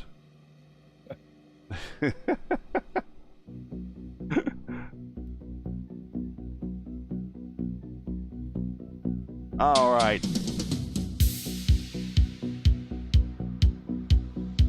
Jesper Orman with the win right there, and exactly a 1.5 second win margin of victory over his teammate Mark Murphy. Matt Wagner in third. Man, the number of right there just tells you the experience needed to do well at this track, Ryan. The number of starts for those 3 cars, for those 3 drivers, is in the thousands in terms of leagues and official races and everything. So these guys really knew what they were doing, and you could tell by virtue of bringing their cars home on the podium. Nathan Moore 4th, Edson Santos 5th. Strauss, Kinder, Bennyworth, Bastain, and Ike rounding out your top 10. Bonder, nice race for him at 11th. O'Sullivan, speeding on pit road. I don't know how he feels, but I know he can't be happy, and that just is a damaging day to an otherwise mostly dominant day to him in 12th. Millward, a great finish by starting with a quali band. Finishes 13th. Spider-Man Tom Holland, in 14th. Jordan Evans, gosh, if I could talk, it'd be awesome. In 15th. Tobo in 16th. Strout in 17th. Lovern 18th. Tim Breen 19th. And Meadows in 20th. Inch 21st. Coker 22nd said he found the wall. And 2 other drivers that found each other a little bit earlier than they wanted to on lap 1, turn 1. Nunez and Altena, 23rd and 24th on that first lap, turn 1 incident.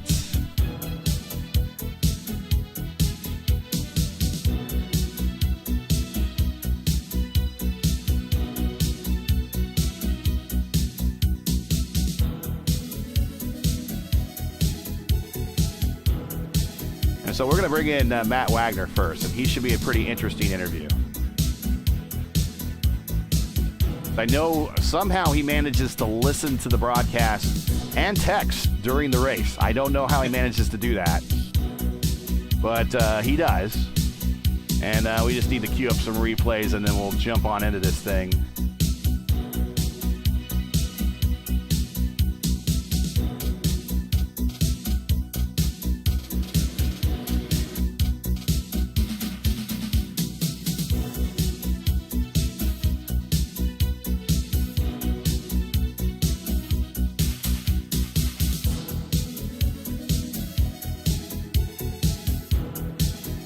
All right.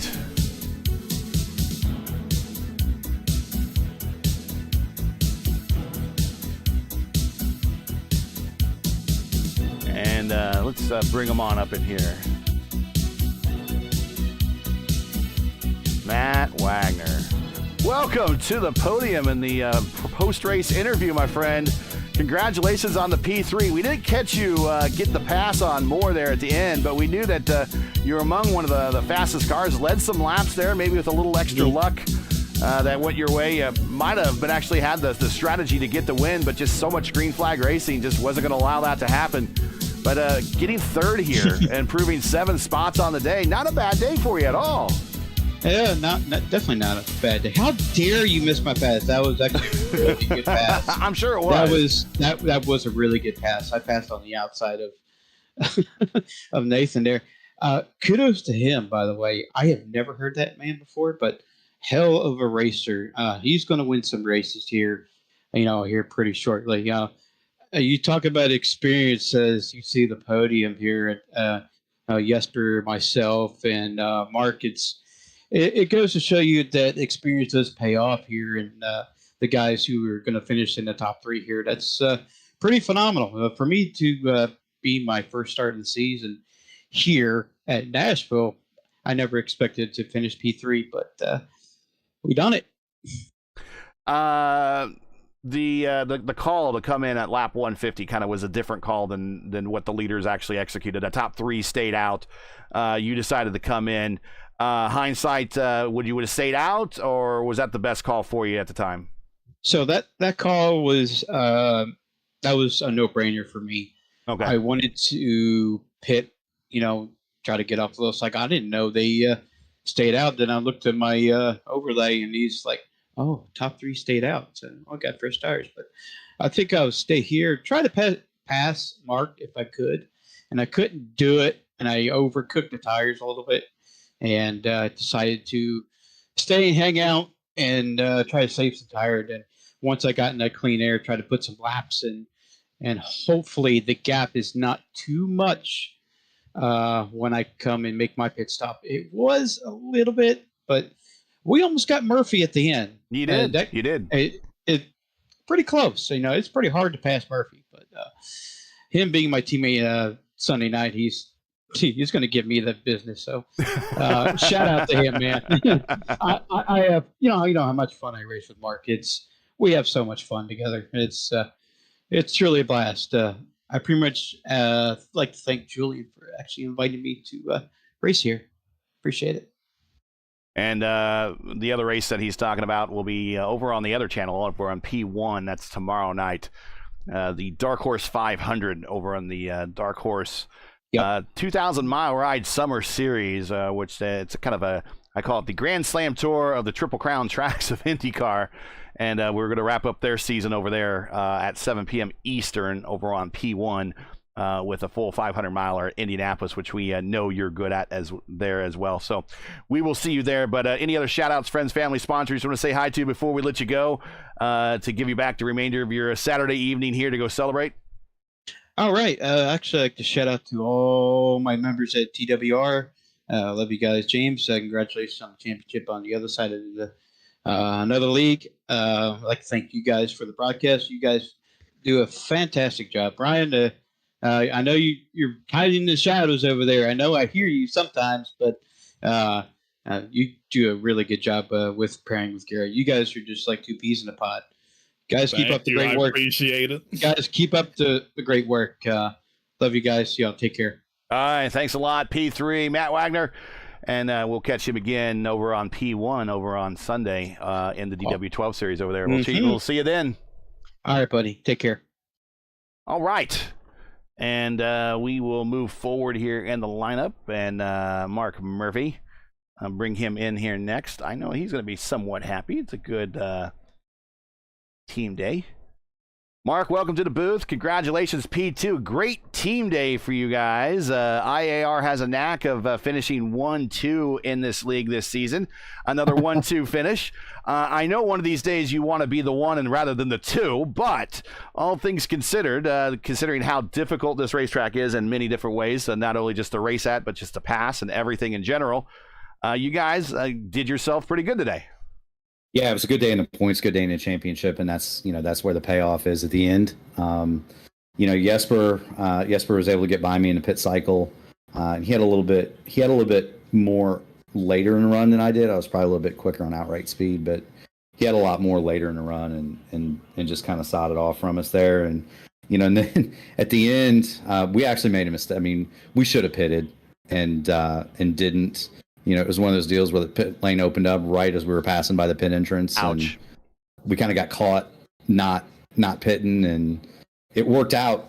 Jesper and Liam decided to pit. I think Liam was following Jesper, and Jesper decided to pit when the window opened and take advantage of his fresh tires. And meanwhile, I got in clean air, and I was like, man, I got 7 laps of fuel, so I got to run 7 qualifying laps and get away from Matt, which we did. And then just 40 more qualifying laps to bring it home. And, thankfully I had just enough gap. If it had been 3 more laps, I'd have been third.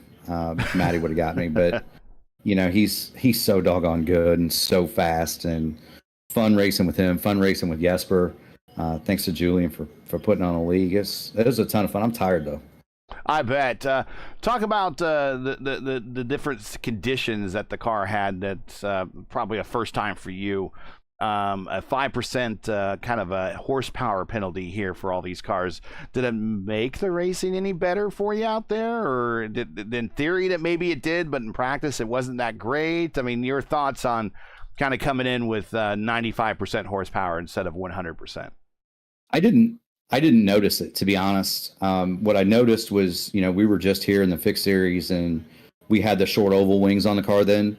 And of course we had the super speedway wings on here. I think that made the bigger difference. With the short oval wings, it's flat out, and with the tiny wings, it's not. And so I think the setup was good. It was a good job. You really had to use your right foot to manage the car. The tools were important, but they weren't all important like they are in some places. And you really had to manage your tires with a throttle, and it made it fun. I almost ran out of tire on that first run. I think when I pitted, had like 15% or something on the right front. Wow. So you really had to manage them. You know what I mean?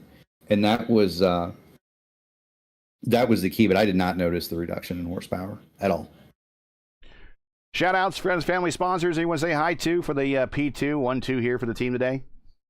Yeah, man. I mean, shout out to the crew at IAR. I know we got Kevin running in the big show on Thursday nights, and so shout out to him, man. That guy's up to his ears in work, and we're all trying to help him out any way we can. And so kudos to Kevin for making that. The rest of the team, of course, awesome to be around them. Jesper's a fun guy to race with. Shout out to Matty Wags. That guy. We're gonna have our fun tomorrow night. Mm-hmm. Got to give a call out to you in the rec up in the booth. I'm sure Ryan was rolling his eyes thinking, good grief, what's this washed up broadcaster doing racing a car? But it's good to see you guys, and I got to thank Black Magic Designs, Admin Box, P1 Broadcasting. Thank Julian for putting on the league. It's a ton of fun. All right, yeah. Shout out to Kevin as well. I think he was just about. So we kind of talk about the field for people not watching people watching at home, just a little inside baseball. We kind of separate that field into the ringers, which are the eSport drivers, the paid guys, and then you have the more of the hobbyists, the community members, those that drive it for fun on a regular basis. And a number of the community guys made the Pro Series, which is on Thursdays, which you can watch on the iRacing YouTube channel, as well as the IndyCar YouTube channel, the NTT IndyCar Series YouTube channel. And Kevin, if I'm not correct, he was pretty close though. He might have been best in class in terms of when it came to the rest of the community guys. I think it was either him or Oster were like the first and highest in the order. But it was a rough day at the Indianapolis Road Course, kind of for the community regulars. It's funny you mentioned that. You know what I mean? It's people don't realize how much work that takes, and Kevin is an amazing road racer.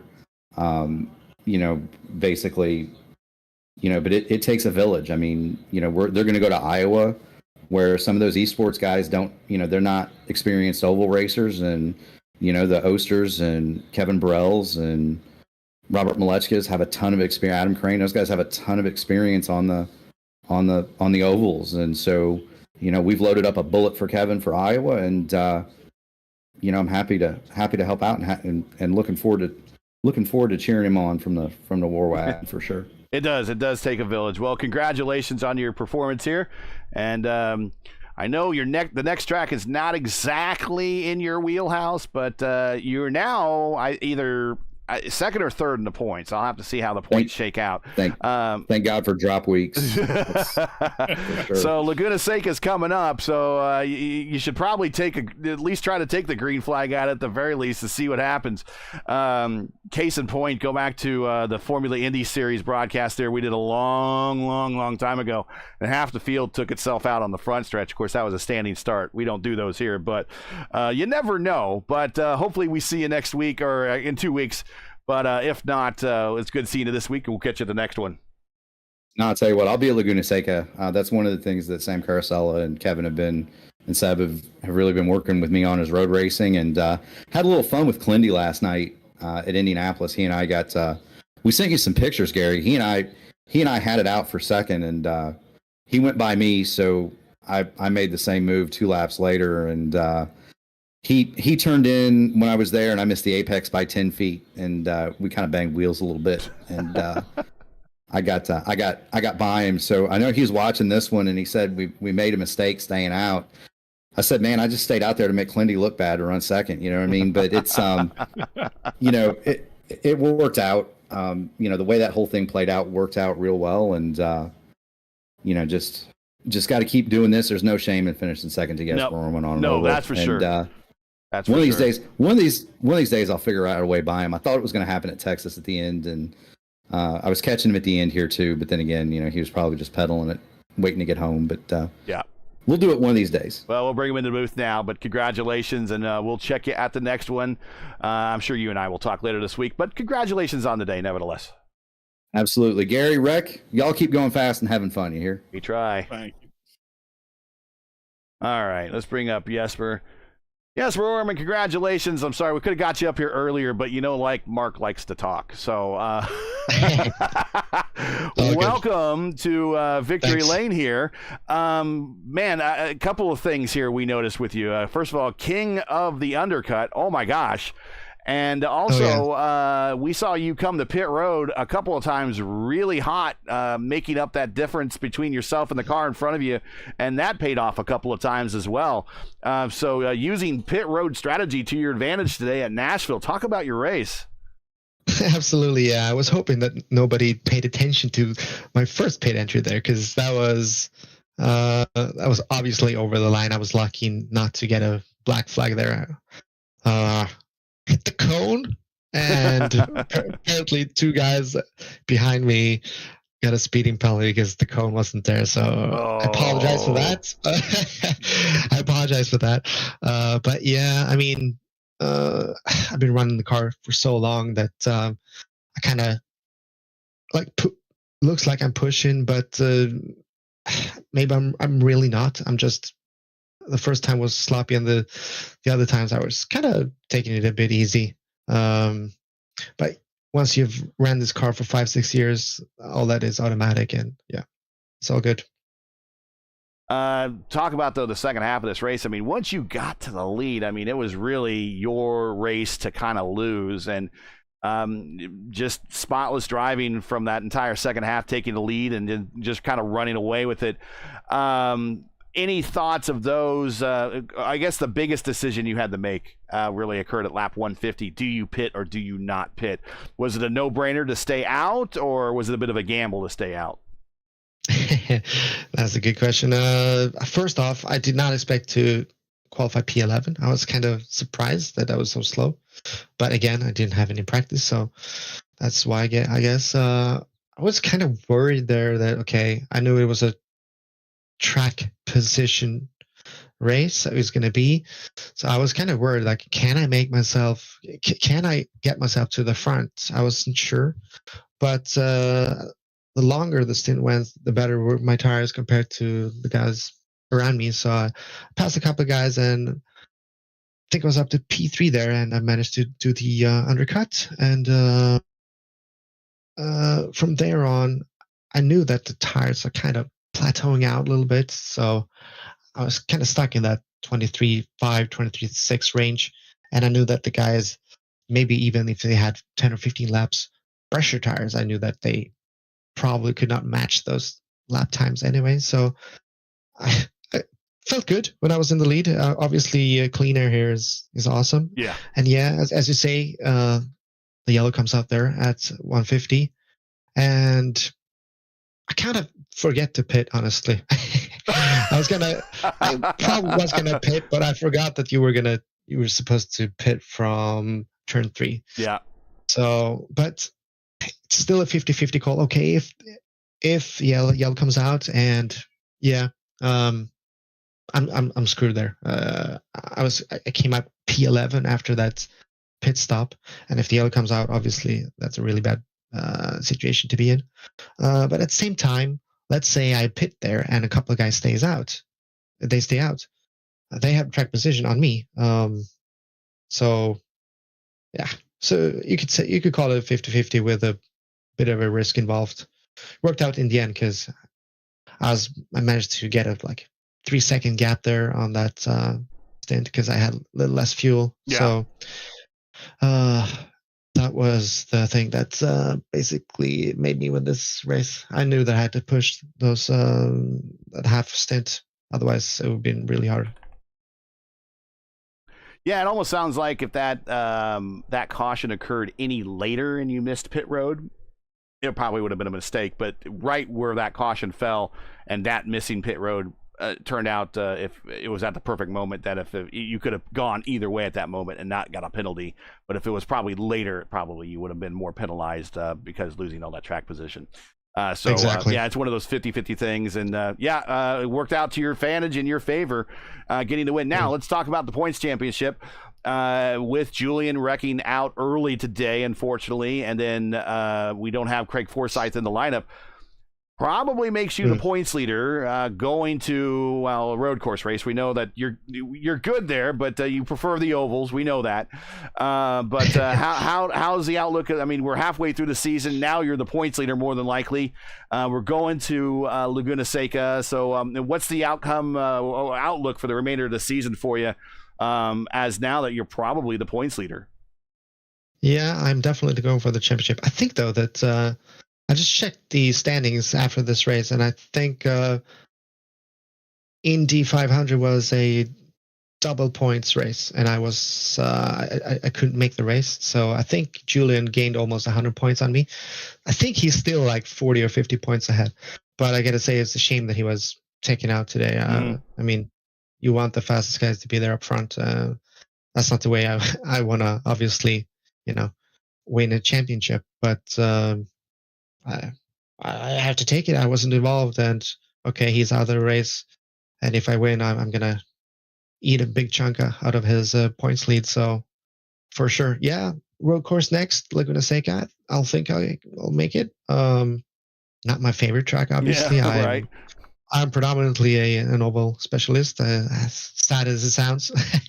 Sometimes that is a good thing when there's an oval. Sometimes it's a bad thing when there's a road course. So next time, Laguna Seca, I mean, it's an okay track. Kind of struggle through the, what's it called? The chicane. What do you call it? The corkscrew. The corkscrew, yeah. I mean, it's cool and all, but I seem to lose a lot of time there in whichever it's tough. car I'm driving. Yeah, it is very tough.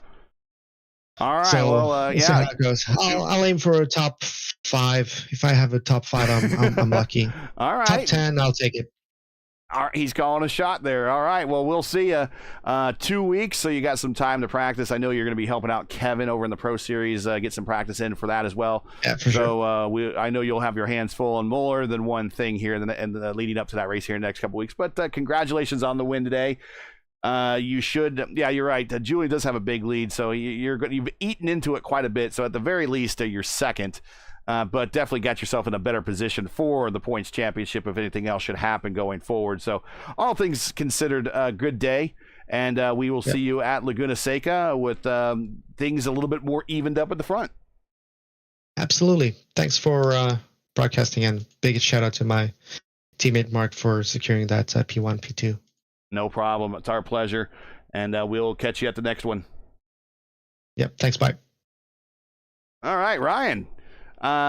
It turned out to be kind of like I'm trying to think of how many cautions there were for the real IndyCar race, and there really weren't that many. And it kind of felt like a little bit like the IndyCar race that we had just recently there in real life, with the exception of we weren't really running with the same aero package, but it was a pretty entertaining race. And pit strategy in terms of when you came to pit road and when you want to execute that undercut, and getting on the pit road really kind of turned out to be the margins of victory here. Yeah, it was, like you said, like the real race, not many cautions. It was a bit of a slow burn. There was a lot of action at the start. We had that early caution. We eased into it. Then we had that late caution. And based on where you were in track position, how you manage that middle period set you up in a position to do well, potentially for the win, which Jesper outpaced everyone, so you didn't really have a strong shot at that, but a lot of people had a chance at the podium at the end. Yeah, that's the thing I like about it, is that we kind of got some newcomers and goers there, and that's always good to see in a league when it continues to grow. And VOR has been around for a long time now, 12 seasons. So it's good to have more people giving them a shot and seeing them do well. Nathan, Edson, Strauss, Kinder, Bennyworth, all those guys up in the top 10. Good race to have them. Things going to be a little bit different 2 weeks, though. We'll move to the road course at Laguna Seca, where I'm sure we'll be doing a lot of talk of Zanardi and Herta.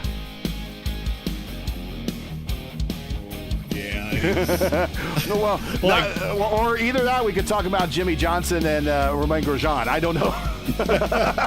Because